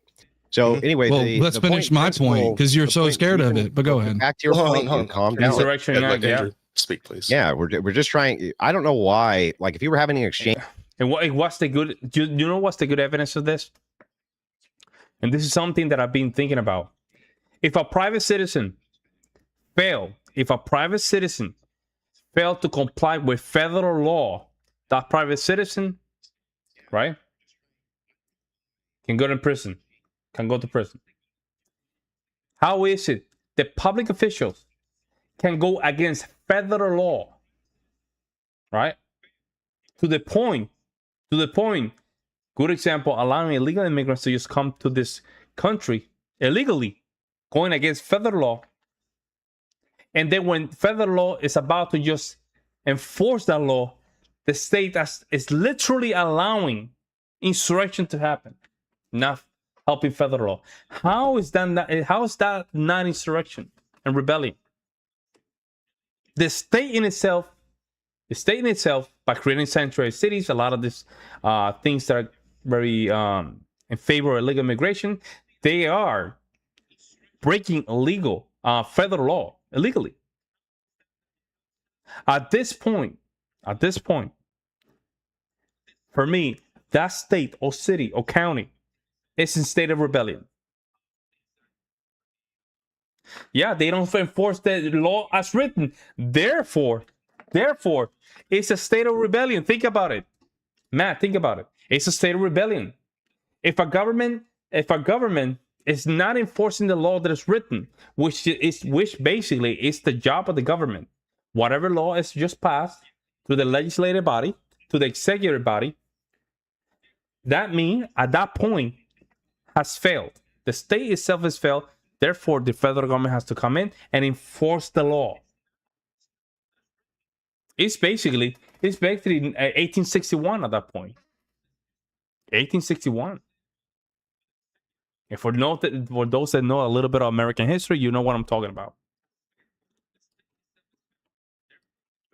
Because at that point, it comes down to raw force. You have to enforce the law. Because these states and counties and cities are in state of rebellion. With my debate partner, I wouldn't be jumping in and derailing every 5 seconds. Just calm down. We'll get to whatever your points are, dude. We have a lot of debate here to cover. You're going to run away from. Go ahead, Andrew. Oh, man, we'll pull it up one at a time. I promise. We'll do it one at a time, whatever your points are. So anyway, back to this. If that's the case, that legal definitions have different definitions than medical definitions, philosophical definitions, when you have lawyers who are involved in these things telling you what you can or can't do in the exercise of your authority, and you defer to them, even if you can make the case that this is complete incompetence or even in some way misleading, even, it doesn't actually demonstrate that this is an attempt to accumulate centralized power. And that's what you're here to prove, not whether or not you don't fucking like it very much because you think they're incompetent. You're here to prove that he's trying to centralize his authority. And that's what you need to demonstrate. I rejected your incompetence premise. I think it's malicious. Prove it.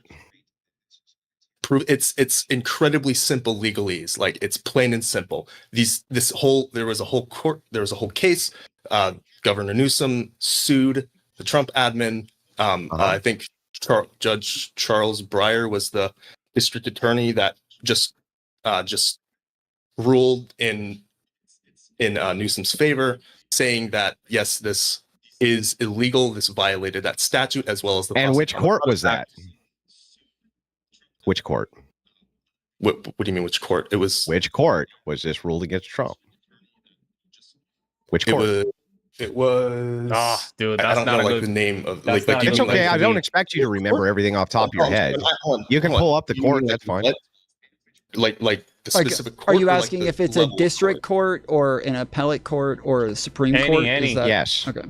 Yes, and which it was an district appellate court? Because remember that many of these courts, they often fail when it comes to appeal. Many of them are appealed very quickly on various decisions. And just because you have a decision desk right away doesn't mean that through an appeals process, these things won't be overturned. You just making the declaration that, oh, well, right now, as they're going through the process, it seems to have favored Newsom, doesn't mean that ultimately it will. Well, so ultimately they have what? Initially,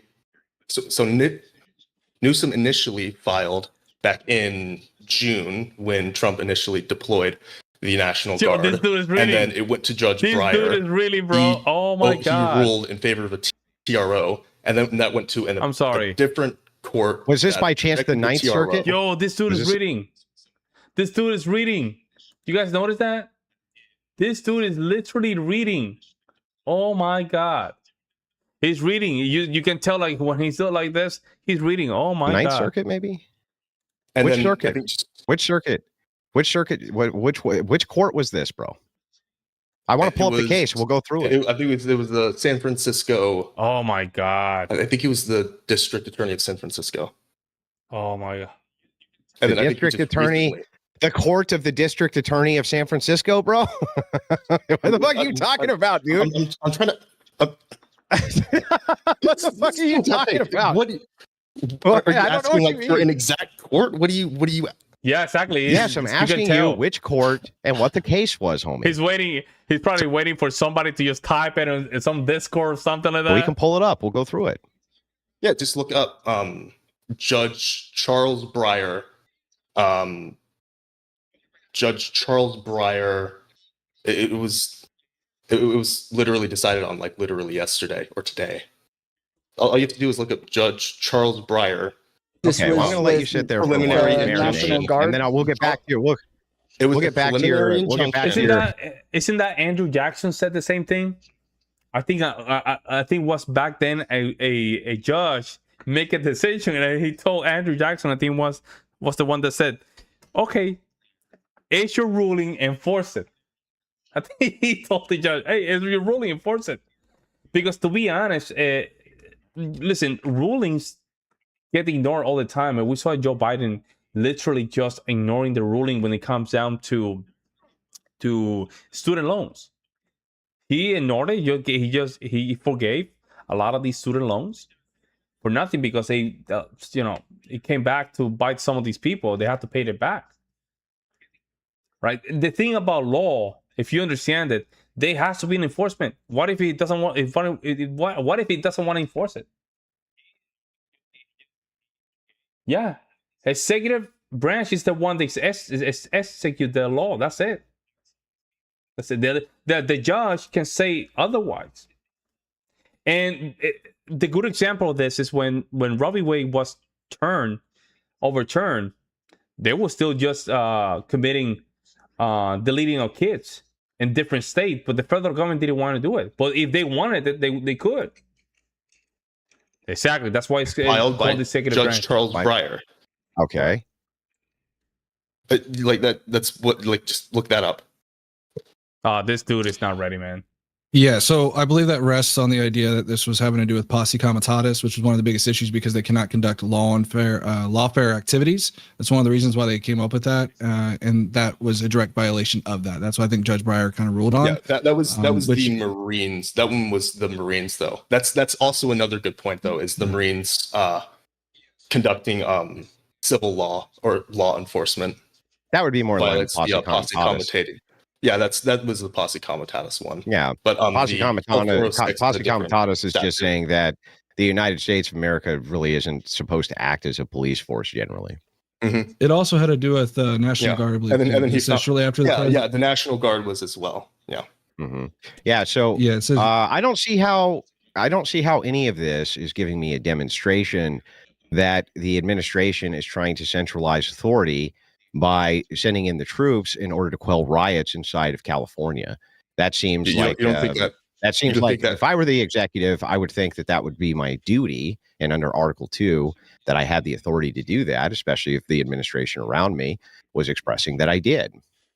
So you don't think that turning a state power into a federal power, specifically governed by the executive, is the executive gaining more power? I think that the executive is very clearly outlined in Article 2 as being the commander in chief. I just answered the question. States. I am answering the question. No, you're not answering the question. Well, I don't think that's pivoting. Okay, well, here, that's not a yes or no answer. Let me ask you this. No, it's just, no, hold on. Answer the question. Okay. Stop pivoting. Have you been gay for 6 months or 7 months? I've been gay ever since I saw your dad. Yeah, so you've been gay for 6 months or 7 months?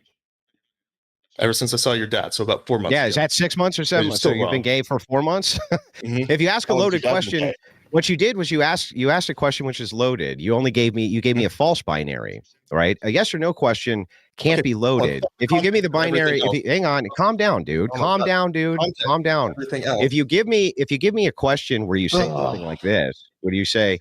Do you think that Trump usurping state power is not yes or no? It's like, well, that has a presupposition that he's doing. Yeah, correct. Trump never federalized the National Guard. He just enforced his authority. Yeah. Federalized. Yeah, I don't think he never federalized the National Guard. He just simply used the authority. Federalizing meaning like he will take control of the entire state at that point, right? Federalizing it and making it where the governor from that point on cannot make any type of decisions at all for I don't know how long. But he just gave orders. And after that, then just give it back to the governor. Doing that, and I haven't granted that he is yet. I'm willing to answer yes or no to your questions, but don't load them. Be good faith. There's more pivoting off here like I'm playing a basketball game. Yeah. Okay. But, yeah. Okay. So Andrew, just hold on. Sorry. Just one thing. Just fuck the context of everything else happening. Just my question on its own. Yes or no? And your question on your own, repeat it. The question on its own. So the federal government taking a state entity, federalizing it specifically under the purview of the executive order, would that be the executive branch accumulating more power? Not necessarily, one, but two, there could be good context and reason for it, and they could have the authority to do it. So the answer is no, it wouldn't entail that would be an accumulation of centralized power authority. No. You said not necessarily. Can you elaborate why not no, necessarily? Bro. So is there an instance? He literally said no. Oh my God. He literally said no afterward. Because there could be context here which would show that he has the authority to do so. If he has the authority to do so, that's not an accumulation of additional powers, is it? So what if that legal authority? Yeah, but hang on. Can you answer my question now? If it's shown that he has the authority to do so, that would not actually in context show that he's accumulating more power to himself, would it? Not necessarily. Yes no. Not necessarily. It's funny. They literally criticize Andrew for answering not necessarily. Andrew asked the question back to them, and guess how they respond? Not necessarily. Isn't that crazy? That's not good faith. That is not good faith. I mean, that's a fair answer. Not necessarily. I agree. Yeah, but Andrew. No, and I wasn't saying it was a wrong answer. What I was saying, though, is because, again, I think the biggest hang up right here is whether or not he has the legal authority to do so. And I think that's one big marker of this administration is that they go after these weird little legalese loopholes that have been used, but not in this context. And so when we get down to it, this is kind of the issue here, right? Is that right now on its face, it certainly seems as though he has defied the governor's wishes, at least on its face. When Governor Newsom says, hey, I don't want these people down here, on that face alone, you could say he has the authority, but it's not denying the fact that he has subverted the will of Gavin Newsom. I'll concede the point that Newsom definitely did not want Trump to federalize his National Guard or send in the Marines. That's not in question. Mm-hmm. Okay, so then Trump subverted the will of the governor then. Well, I think that they had contrary agendas there. Sure, if you say subvert the will, that's I don't know if I'd use the language subvert the will. He disagreed that he didn't have the authority to nationalize the troops if Gavin Newsom wasn't executing his job as the governor. Andrew, I don't know if that's did Governor? Wait, it's very simple. This is very simple. Do you think so? You might be right. Do you think that Governor Newsom did or did not want the National Guard on LA streets? He definitely didn't want him there. Yeah, definitely did. And then what did Trump do? So Trump sent in the troops and he federalized the Guard. So he defied Governor Newsom's orders. Thank you. Yeah, but it's still it's the president's last call to do so. He does not need the permission of the governor. That's his extended power that he already has. How is that even fascism or whatever they want to call it? Like, it's a power of the president. He already had that power. No reason to just think that that's him extending his power. It's a power that the president already has. Yeah, but that was not. So remember how just 5 seconds ago I just told you that thing you're saying thank you to was not even in fucking question. So what are you saying thank you about? So okay, because what you're trying to say is that it's some you're additional power to himself. I'm glad you asked. Bro? Because even though what your argument is that it's a justified defiance and it's a justified consolidation of power to the executive branch because of some legalese loophole. What you don't realize is you just admitted in and of yourself that he defied the will of a governor, and it looks like he's going to define the will of the governor in Chicago or Illinois as well. Sure. So it's wild to me that you're like, well, because there's a legalese loophole that it's not consolidation of power. I still think it's consolidation of power when he openly defies what the governor's wishes are.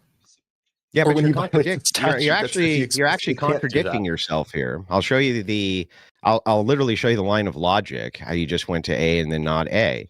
You've already admitted that it's not necessarily the case that if you defy the will of a governor or subvert the will of a governor, that means you're accumulating power to yourself. You've already conceded that point. Both of you just did. And then you go on to say that because he did, that means he is. That's absurd, man. And not only that, let me give you the second. Hang on, calm down, bro. I just let this guy talk. Didn't interrupt him once. We were just saying that we shouldn't load, bro. Like our language. I'm not. How do you know what I'm saying? You won't let me even get it out. Calm the fuck down. So anyway, we have a spiel. What do you mean? I'm not letting you get shit out. He just gave the spiel I'm responding to. I didn't interrupt him at all. So anyway, the point is that not only did you just concede that doesn't necessarily mean you're trying to accumulate more power to yourself, but let's just look at this in broader context. If he has the authority and thinks he has the authority, he's not broadening his authority, he's just exercising it. Like, why won't you guys contend with that? Okay, what if he's just exercising his authority? I think these people are being very dishonest. If the president already has the authority of use the National Guard, if they wanted to, I'm going to give you another argument to this. If the state of Illinois is basically just neglecting what is already state law, and not only that, they're defying federal law. Again, it's an argument for totalitarianism in itself. It's just basically anarchy. Because if you're not enforcing, if you're a government that just decide what to enforce and what to not enforce, well, how's that even secure? There's some federal law that need to be enforced, which is migration. But at the same time, we all agree that federal law is the law of the land. That means that everybody has to go to the federal law. Unless you want to go to the courts. And the courts are going to tell you, federal law just go above any state or county. At that point, it's just, what do we do here? What do we do here? Legalized loophole is what everything is based on. Yeah, basically. What? Wait. He's exercising his authority to do what? To guess what? Defy the governor's wishes. I know you're trying to run away from that point. If he has the authority to do that, so then he do you think it's wait? No, so not the point. I want to ask something here real quick. Okay. Andrew, do you think consolidation of power, because I think this is where we're getting lost here. Do you think consolidation of power only has to be done in the legal sense? Do you think consolidation of power could take place in a legal sense? I think consolidation of power can absolutely take place in a legal sense. Can it not? Okay, thank you. So you just admitted then, if you're saying then that it can happen in a legal sense, Donald Trump defying Governor Newsom's wishes to send in the National Guard, you just admitted that that's a form of consolidation of power. It can be done in a legal sense. Oh my God. You just ruined your entire argument. Let's test this logically, because again, what you're saying just makes zero sense, and I'll demonstrate it to you. There's a famous case in which the governor did not want the National Guard to be mobilized because they were going to enforce the laws that blacks could not attend white schools. Okay. Very famous case. And the president went ahead and, he federalized the National Guard there anyway against the governor's wish. Would you say that he was accumulating more power to himself by doing that? No, because he was he was directly fighting a governor that was engaged in insurrection. There we go. Now let your partner answer too. Yes or no? Yeah, I think you could argue he was accumulating more power, but again, bro, how he's accumulating more? I just don't. Okay, so by him letting black kids go to school, he was trying to accumulate more power for himself. Because here's what's Andrew. No, because this is what's. No, let me explain. Andrew Wilson likes it. No, Andrew Wilson likes to try to emotionally load this, and I get what he did, and that's perfectly fine. And I'll go ahead and explain myself with what I'm saying. Ahead, he tried to emotionally load that word consolidation of power. I'm not emotionally loading that word. Let's be very clear, because in Andrew's context, he views us as if we're trying to use the connotation of consolidation of power as being an inherently negative thing. It doesn't inherently have to be a negative thing or a positive thing. I think the president going in, and even though it's a consolidation of power and stopping these, bringing the National Guard to prevent, you were saying bringing the National Guard to prevent black students from entering in. Yeah, it could be consolidation of power, and it's probably a negative thing to do that. What?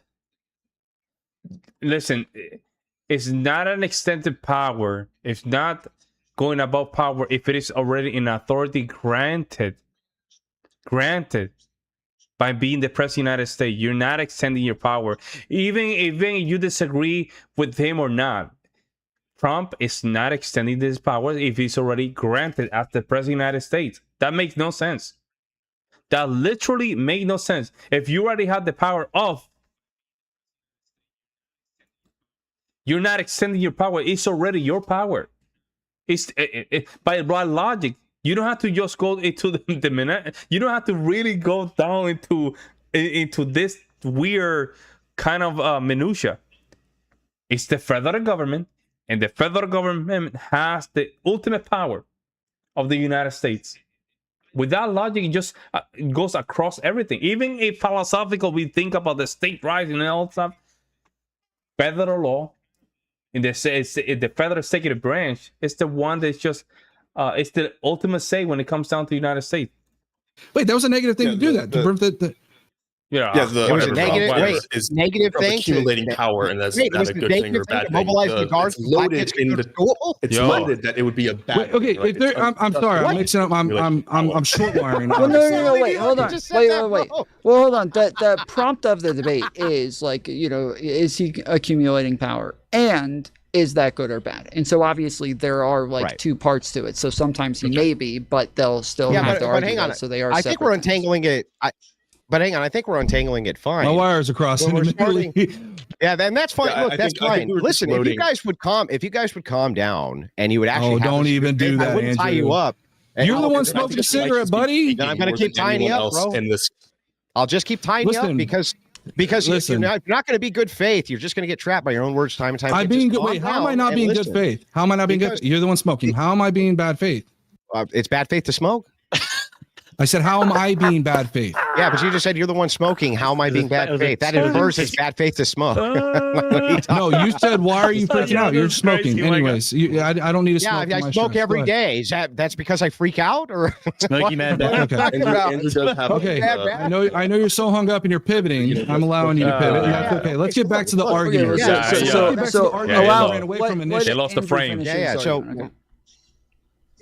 So the thing is like, I'm trying to untangle these two concepts as well. We want to untangle whether or not, good, bad, from whether or not we can even agree that you're accumulating or consolidating more. Hey, the federal government at the end of the day, remember when Texas and the federal government were just going back and forth regarding the border, right?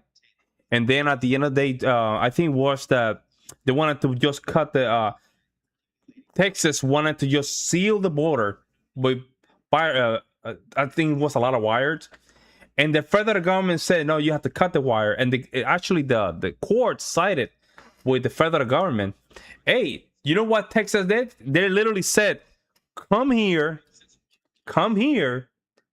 and just enforce your law. Come here, enforce the law. I mean, even though Biden was not going to enforce the law, they don't have the trust of the military. You think we're going to go there and just enforce the law? At the end of the day, even though you can side with Texas recognized at the end of the day it was the federal government that wanted to just have the ultimate power when it comes down to the National Guard. I think that was the National Guard. That's been decided for years, but these people simply just want to just make an authority that is already granted to the President of the United States a fascist thing, which makes no sense. Power unto your branch. I would make the point, and I think that you guys would agree with this if you were at least good faith. Like, we were ready to make concessions on whether or not there's certain accumulations to the executive branch under Trump, and then argue whether or not those things were good. Here, I'm just not willing to make the concession because it sounds like you guys are just saying even if he's exercising authority he already has that's accumulating power to himself, that doesn't. I don't know how you square that circle or circle that square or whatever you want to call it. How exactly do you reconcile this for me? Well, yeah, I'm glad. The point that I think the point that we're trying to make is that he doesn't have the authority to do this. How does he not have the authority? When he's directly violating that 12406 statute that says read that statute. I can pull it up if you want. Yep, pull it up. Because earlier you guys were talking about pulling up the Breyer court case as well, who supposedly ruled on this, didn't he? Yeah, because the 12406 mentions rebellion. Yeah, so against the state authority, and when the state authority doesn't actually enforce it themselves. So Title 10 U.S. Code 12406. This is exactly what I'm arguing. National Guard and Federal Service call. The United States or any of the Commonwealths or possessions is invaded or is in danger of invasion by a foreign nation. There is a rebellion or danger of a rebellion against the authority of the government of the United States, or the president is unable with the regular forces to execute the laws of the states. The president may call into federal service members and units of the National Guard of any state in such members as he considers necessary to repel the invasion, suppress the rebellion, or execute those federal laws. Orders of these purposes shall be issued through the governors of the states, or in the case of the District of Columbia, through the Commanding General of the National Guard of the District of Columbia. Interesting. Now, tell me about a rebellion. What is a rebellion? How does the law? Remember, this is very clearly. Come on now. This is it, guys. Legalese, remember? This is very clear legalese. Remember? Yeah. What's a rebellion, bro? Apparently, it's very clear legalese. Okay. What is that? Very clear legalese. Yeah. What's a rebellion? What is it? Would that be when you're like sort of targeting state buildings, or? And it's like more of a coordinated group of like a coordinated group rising up against the government. I'd probably broadly say that's interesting. Huh? Maybe if they were like going and hitting ICE buildings, government buildings, these sorts of things, and the government wasn't doing anything about it. Not a single person is contesting that's the case. Oh, okay. So he had the authority. No one here is seriously saying that. So he had the authority. We're arguing over who has the authority to federalize the National Guard. Yeah. Okay, so there was people don't understand when the Civil War in the United States happened, right? when the Civil War happened, with the first the Civil War, the first attack, not the first battle, right? That was in Manassas, Virginia. The first shot, I think, was. Let me see. It was in Charleston Harbor in South Carolina. Nobody died. Nobody died. During that time, nobody died. Right? Nobody died. But it was the first shot to what? To a federal building. Federal building. These people have been doing this for years. 2020, now 2025. There's literally, I think if we were living like at least 100 years ago, we'll be probably having a second Civil War. Easy. Rebellion, hitting government buildings. He hasn't accumulated anything. Thank you. You realize that even if those conditions are met, you still have to have authority from the sitting government. Yeah, that's what the statute says. No, he doesn't. Where? The president can exercise the authority if there is an uprising and the governor's not doing anything about it. The president may call into federal That's not what it says. You can reread it again, but that's not any what it state says. in such numbers as he considers necessary to repel the invasion, suppress the rebellion, or execute those laws. Orders for these purposes shall be issued through the governors of the or yeah, sounds right to me. Like I understand you're Australian, but I didn't realize you couldn't speak English. Oh, so you're using the Australian fallacy. I see how it is. Hey, I got a question because this is something that I feel like isn't real. Doesn't mean you can't read. Okay.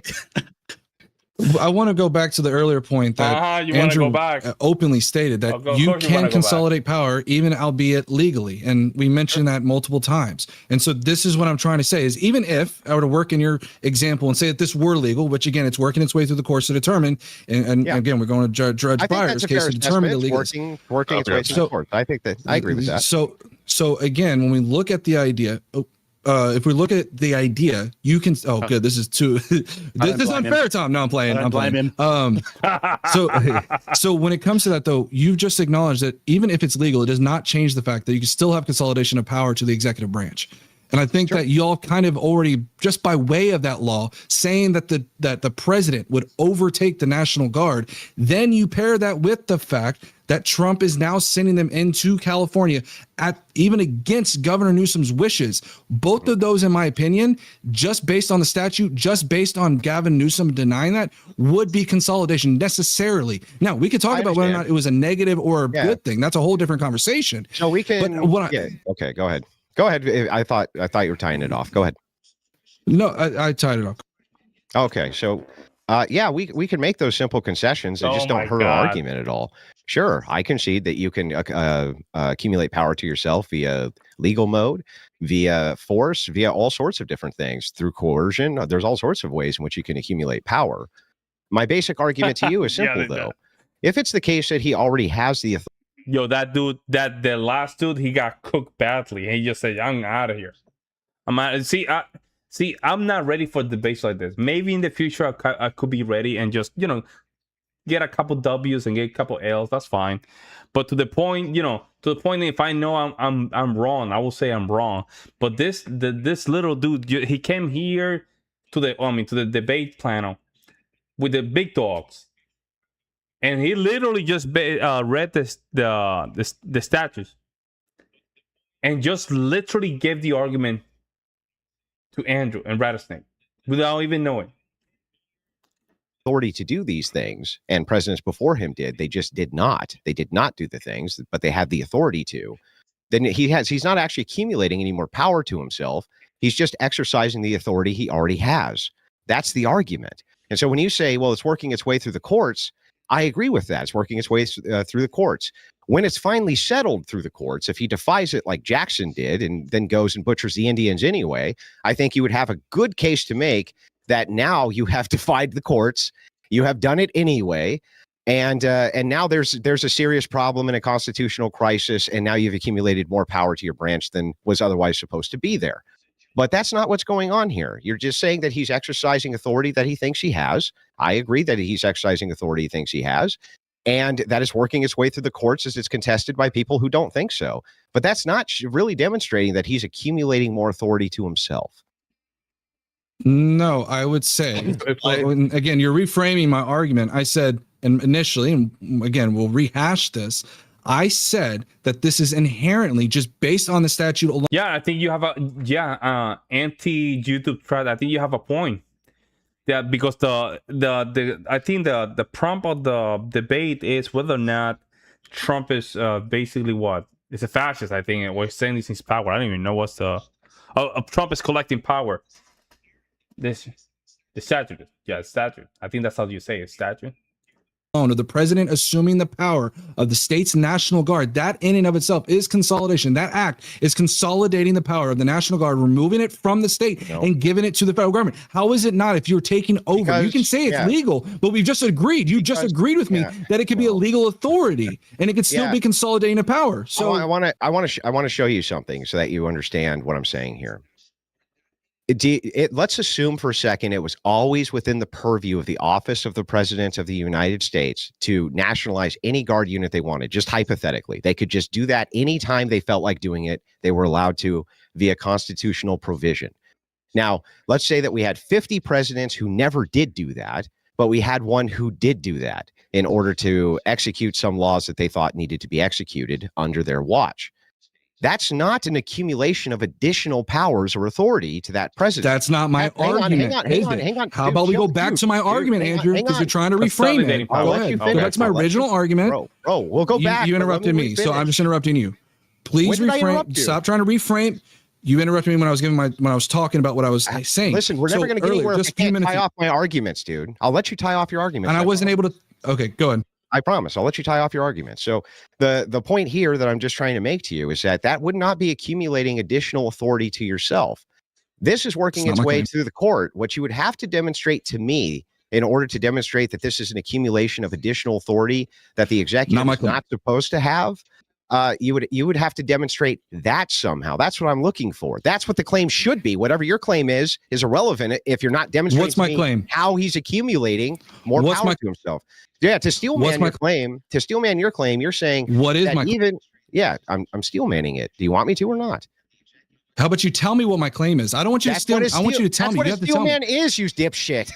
I want you to tell me what my claim is. Steelman is. I don't want you to steelman. I want you just to repeat back to me what my claim was. It was very clear. Steelman your claim. You want me to steelman it? You want me to steelman is trying to reinforce my claim. I want you to provide my claim. What was the claim I provided? You're running away from it because you're not listening. My claim was very succinct, very easy to understand. It is the idea. If he's executing the legalese, he's accumulating more authority to himself, definitionally. Nope, wrong. Thank you. You can play back the tape. I did not say that. I said that if the president were crazy, that's what he wanted to do. They have to say no. No, you're wrong. Yo, that was stupid. He simply wanted Andrew to tell him what was his claim, and that way he can say no to him. Oh man, that's almost like a chick, almost like a female. Go in and take over the National Guard. He is necessarily consolidating power to the executive branch. Not that he's accumulating more power. Keep it in focus, Andrew. I know you're not listening. Listen, consolidating power, not more power. Not accumulating anything more than any other president. It is very succinct, very. That power not only goes to Trump, goes to even Obama and Biden when they were in power, Bush, when they were in power. That's not only for Trump. I think there's a level of Trump deranged syndrome on this. This power is literally just what's held by the other presidents as well. Simple. And I could go back to my introduction in which I made the claim that is Donald Trump consolidating power at the executive branch? The answer is absolutely yes. I made that as my original claim. It's still my claim today. It's not accumulating more power to the executive branch. I know that's what you want it to be, but that's not what it is. So how about you start listening and engaging with the actual arguments instead of pivoting like a basketball player? Okay, so how do you centralize power without accumulating more power? How can you centralize power without consolidating more power? Yeah. You don't think you can wait. You just agree. Oh, no, now you're trying to pivot again. Because here's the thing. You initially said that you can consolidate. You just said that you can consolidate power legally. And I've already exhibited where he defied Governor Newsom by sending the National Guard into Los Angeles, which means, guess what? He's necessarily consolidating power to the executive branch. That's just by definition what's happening. Bro, that makes no sense. Calm down and let me respond now. Okay. Me saying that I agree with you that you can legally consolidate power The entailment there is, I think, that you're legally doing something to give yourself some powers you didn't have before. Otherwise, what is consolidation of power? What is consolidation of power except the granting of yourself more powers? What else could it even mean? Can you tell me that? What does it even mean? Yeah, I sure can. Would mean taking powers from places that aren't that the power already that aren't yours. You and bringing it together. That's the argument. I'm like you own all the toys and you're putting the toys in one place. And that's it. You're right. And that's exactly what that statute just said. It literally said that the president could take over the National Guard of California. That statute in and of itself consolidates power to the executive branch. And let's be very clear. It ebbs and flows. There are times where you But it's already power that is just granted by the Constitution. I just don't get, guys. I really don't understand this. Am I missing something here? If it is a power that is already granted, it's already granted to the president of the United States. How are you taking more power by something that's already granted towards you? Yeah, I think you have a point. They need to just define what consolidating power is, because we don't at this point I don't even know what they are. Consolidate power, and there's times where you don't consolidate power, right? You may lose some power at the executive branch and not consolidate. It ebbs and flows. There are times where it goes back and forth. Is consolidation of power the granting of yourself more power or not? Is that not? Wait, granting yourself more power or granting yourself power? Or giving yourself some sort of additional powers. How else could you consolidate? You keep saying additional. Well, hold on, wait, because these are we are getting lost on the semantics, because granting yourself power means that you are granting yourself something that you didn't have power of. So he is it's necessarily more power one way or the other. Necessary. Even if I were to play that game. Even if I were to play the game, necessarily in the statute, that's what it's exactly doing. It's giving the president a power that he did not have before until he invoked an act. That's exactly what that is. So in this circle, this is power in the United States. Let's say that it's 50-50 state to federal. If you're consolidating it, you would be trying to consolidate more of the 100, right? More of the power in the circle. Wouldn't that be what consolidation means in this context? So let me get this right. Before Section 12406 or whatever it was. Answer the question, dude. Does it mean? You don't answer questions. So I'm gonna say what I want to say. I'll answer every question you have. Yes or no. Section 12406. Yeah. Specifically, before that was invoked, guess what? Yeah. Who had the power? Newsom had the power to invoke the National Guard. Donald Trump then necessarily invokes Section 12406 to then now say, I have the authority to consolidate power to the executive branch and take over the National Guard and send the National Guard down to Los Angeles. That act in and of itself consolidates power to the executive branch. You agree? He already had the authority, bro. But the thing is, it's funny here that I don't understand is like, I think that we can figure this out really easily if you answer Jake's question. If we think of power as a circle, this entire circle of power here, right? And you have, 10% of it, how do you consolidate for 11% without the necessary entailment being there's more power? I actually don't understand that. Maybe you can help me out. Because sometimes you go in and sometimes you go out. There's presidents who have not invoked Section 12406. Sometimes you go out. If you're talking about a circle, there are sometimes that it goes closer to the center. There's sometimes it goes further out. Yeah, but aren't you always granting yourself more powers that you didn't previously have? Yeah, hold on. It would necessarily be more power, but he's saying that it's power that you're allowed to grant yourself. And so technically you have the power to grant yourself that power, but it's still more power one way or the other. Like that seems to be the You have the wait, but this is but it's not no. That's not what it is. If you already have that power already, right? You already have that power, and you're just basically making a loophole to just grab that power based on a power that already exists for being the president of the United States. You're not overextending more power. Which is already, because it's already a power that you already have. It's like a savings account. Right? It's like a savings account. You have money. You don't want to reach out that money. You only want to reach out that money when emergency happen, you go towards your savings account, just reach for a couple bucks. It's the same thing here. There was a need because the state of California or the state of Illinois, they failed to enforce state law, basically state and federal law. People committing crime, arsenal, and they're not enforcing law. Therefore, the president had the full authority to just go there and enforce the law. He should say usurping power, not consolidating power. It is using the wrong term. Oh, you might have a good point there. Very important. This is extremely. So it's like a little semantic there that has not been clarified. Important. You have the ability to consolidate power, but you're not utilizing that power to consolidate it to the executive branch. It's just like, for example, if we were to invoke the Insurrection Act, okay, let's just move it kind of forward and hoping that we can move forward. If you were to invoke the Insurrection Act, necessarily by that in and of itself, you are consolidating power at the federal branch. But at the time, we're not consolidating power because we're not invoking the Insurrection Act. Just because it's there and you're not utilizing it, that then in and of itself, once you utilize it, that's the moment that you consolidate power. I don't actually then I don't actually see how you don't have to create. Yeah, but hang on. I still don't actually see how you get additional powers from this. If you're just invoking powers you already have, I don't see how that's additional. Usurping, okay. What your argument seems to be is so if it's the case. Usurping meaning that taking the power, unlawfully power from, right? You're taking power unlawfully. I think that's a better word. But I don't see how Trump is just usurping power. I don't see it because it's a power that's already granted for being the president of the United States. Hang on. Go ahead. Make the argument. Calm down. I'll make the argument. So what you seem to be saying is like, I have the power to go over and get a Snickers bar, but I don't go and get a Snickers bar.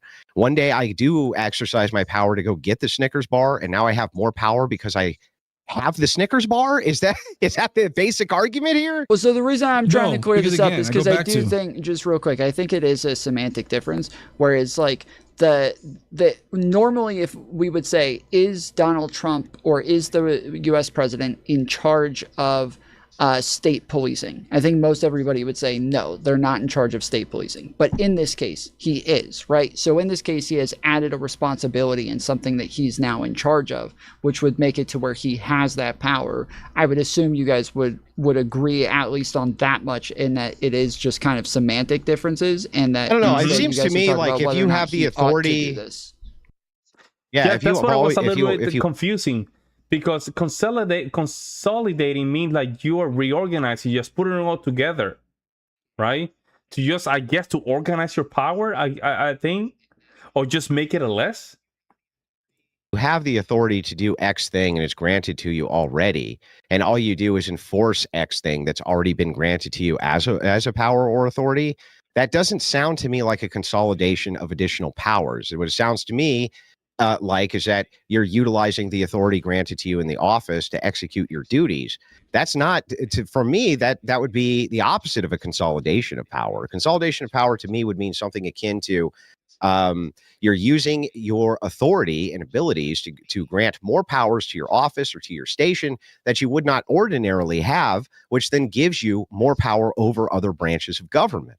Not that you already have these authorities in place and you're utilizing them. I don't think that people would ever consider that to be power consolidation, man. That seems to defy the very sense of what we're talking about.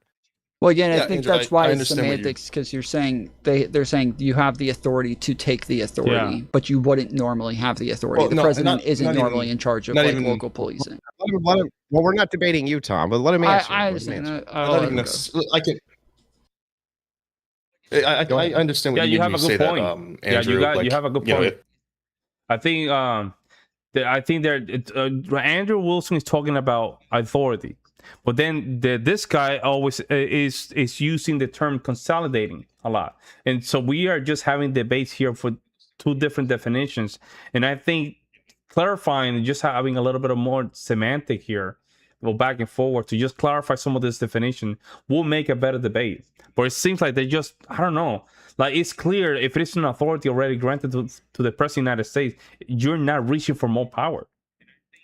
If it's within your purview, like if you have the capacity to deploy that power already, then it's not necessarily consolidating power because it's already under your whatever jurisdiction, right? Would you say that's the point you're trying to get at? Yeah, if you already have the authorities granted to you, it's like a cop. A cop may have the authority to arrest people and never make any arrests. But one day he makes an arrest and you say he's consolidating power. Like, that doesn't make any sense. He's just exercising the authority within the duties that he already has. He's not really getting any additional powers. Okay, yeah, We're gonna go in circles at this point. Well, I think it does. I think it does. I think it does entail So that consolidation of power. In that case, based on that definition, that's not what Trump is doing, because it's already a power that's already granted to him. Consolidating power basically means grabbing more control for yourself. Here, the president sometimes stepping around the usual rules or limit that are meant to keep power in balance. The disagreement over what Trump authority is.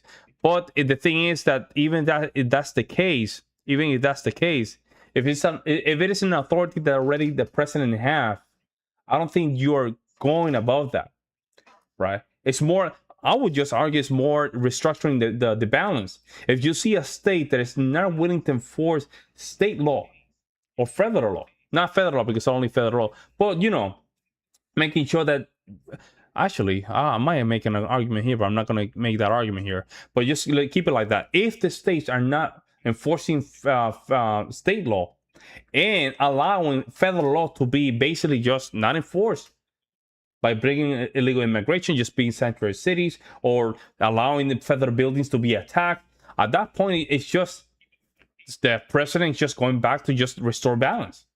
The president just coming in, restoring balance to make sure that the enforcement of those states, those laws of those states, are being enforced correctly.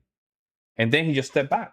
Because outside of that, I don't think the president, there is no more power, which is already granted to him either way. Powers, you're giving yourself powers you didn't have. Yeah, I think that's what it entails. I think that's kind of what at least I'm arguing. I was gone for a second, so I don't necessarily would know what Vince was trying to get at. But what I'm trying to argue is that Trump didn't have that authority then and there to deploy to federalize the National Guard. Okay, but this you agree with me. That's why I would say it's a consolidation. But you agree with me that even if you have a ruling right now that's in your favor, that this is working its way through the courts, and we don't have this established yet. This is still an ongoing court case. And so you can't really even say if it's ongoing and it's embattled by both sides think that they're correct here. You can't really use this as a reference to say that this is established, because it's not established yet. We have not actually determined that he was outside of his authority to do this yet. Okay, maybe we can have like a middle ground. If it turns out that the court or whatever the final say on the matter is that it ends up ruling in Newsom's favor, would you say it's a consolidation of power at that point? Yeah, if the case is that when it's all said and done and settled, I think he would have a much better case to make that there was some sort of consolidation going on there where he was giving himself additional powers that he did not have before. I'd be willing to grant that. But then we would have to get to the next step here, which is, why would that be bad again? If it's the case that you have a governor who's refusing to enforce the laws which are inside of his state, and he's putting people at the mercy of mobs, which he was doing, we watched it live, even if it's the case that Trump did grant that to himself and was able to suppress this, and then later it was struck down as being something which was unconstitutional, it still seems like he did a good thing.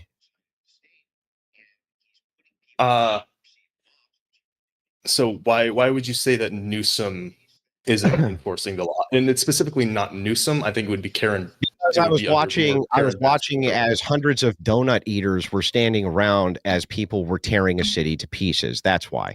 And it was very obvious that they were given stand down orders, because otherwise they would have been in there clubbing and drubbing these fuckers half to death and dragging them to fucking jail, which they started doing the second that the Marine Corps got there. So there we go. And I watched all of it happen live. I watched all of it unfold live. So did the thousands and thousands of people right now who are watching this live.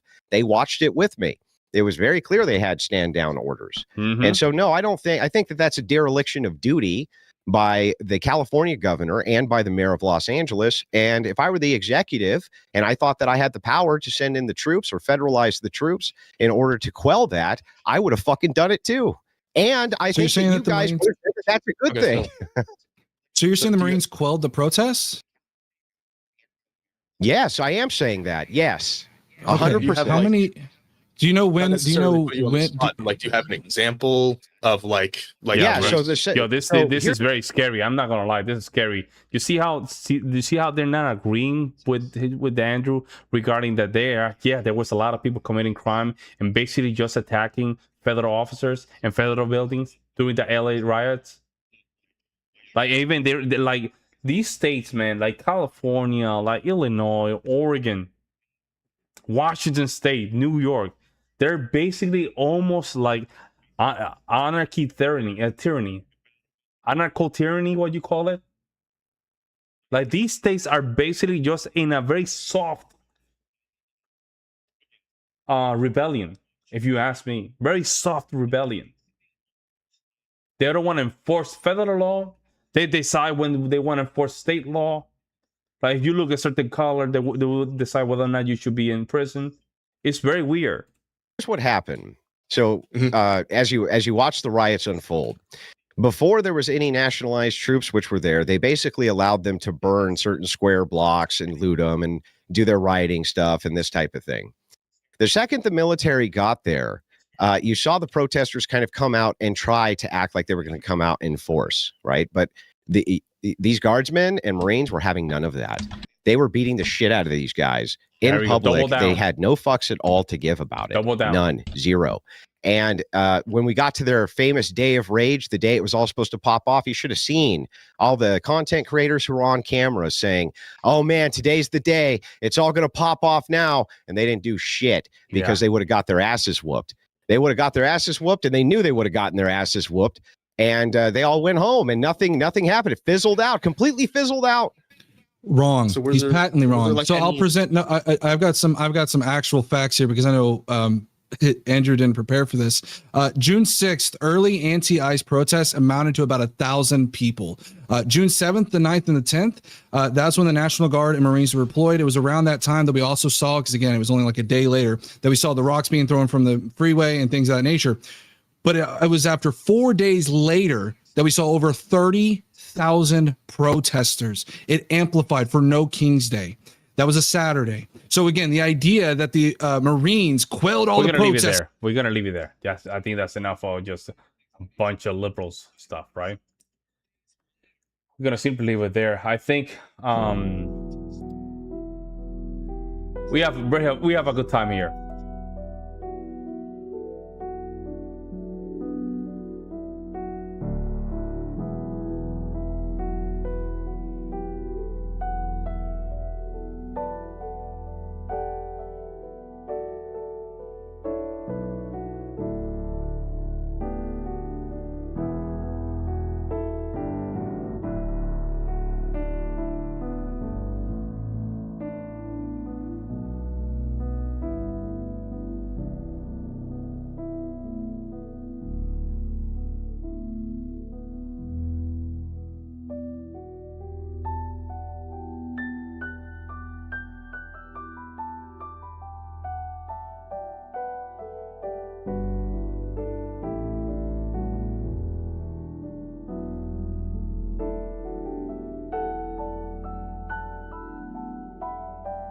Right, there we go. Much better. My bad. So I was gonna say that my bad. I got muted. I was gonna say this was a very good debate. I think when it comes down to this kind of topic, I'm not this quick to debate these topics, but we didn't achieve anything, because if it is a power that was already granted through the Constitution to the President of the United States, if a state go basically in a type of anarchy, I don't think that there's no debate here. Yeah, my bad. It just got a little I had to put a microphone in my different scene. But yeah, guys, I'm gonna finish the live. I've been live for a couple of hours now. I really enjoyed it, guys. I really enjoyed it. I think I was thinking to do another live stream on Friday. I'm gonna do another live stream on Friday. Sometimes my channel gets a little bit of shadow ban. It gets a little bit of shadow ban, so we need to work on that. Because when I started this channel, I was working with Kevin Samuels. I was working with Kevin Samuels content, and all of a sudden Kevin Samuels died, so this channel just went down to a very dark place. Yeah, good lively debate. Love these debates. I like the fact that you guys keep it very nice and civil. I think that's very important. We can all sharp iron with iron. I think that's what actually makes the conservative movement very strong. What time around for the Friday? I will look out for it. I'll put it in the I'll put it in the, oh my goodness, as a, my goodness, as a broadcast, and that way you guys can see what time it's gonna be. It's gonna be between 2 and 3 o'clock. 2 or 3 o'clock, I'm not sure. We're probably gonna go to Stephen Crowder Change My Mind content, and you see what some of these students have to say regarding Charlie Kirk. I might do some Nick Fuentes stuff. I don't know. Community post. I did put in the community post though, notification as well. It just, I don't know, man. I really don't know. I really don't know. I tried to send the notification. I don't know what's going on. It just it doesn't really pop. I don't know why. I really don't know why, man. So I need to work on that to see if YouTube can do a better job in notifying my content. Because right now the impressions are very low. I'm talking about what, 373, and I have over 10,000 subscribers. That's kind of strange. Again, I put in the community post as well. I don't know. So we need to work on that as well. Well, yeah, guys, with that, I'm gonna leave you. Thank you so much for support, guys, and I will see you in the next one. I'm out.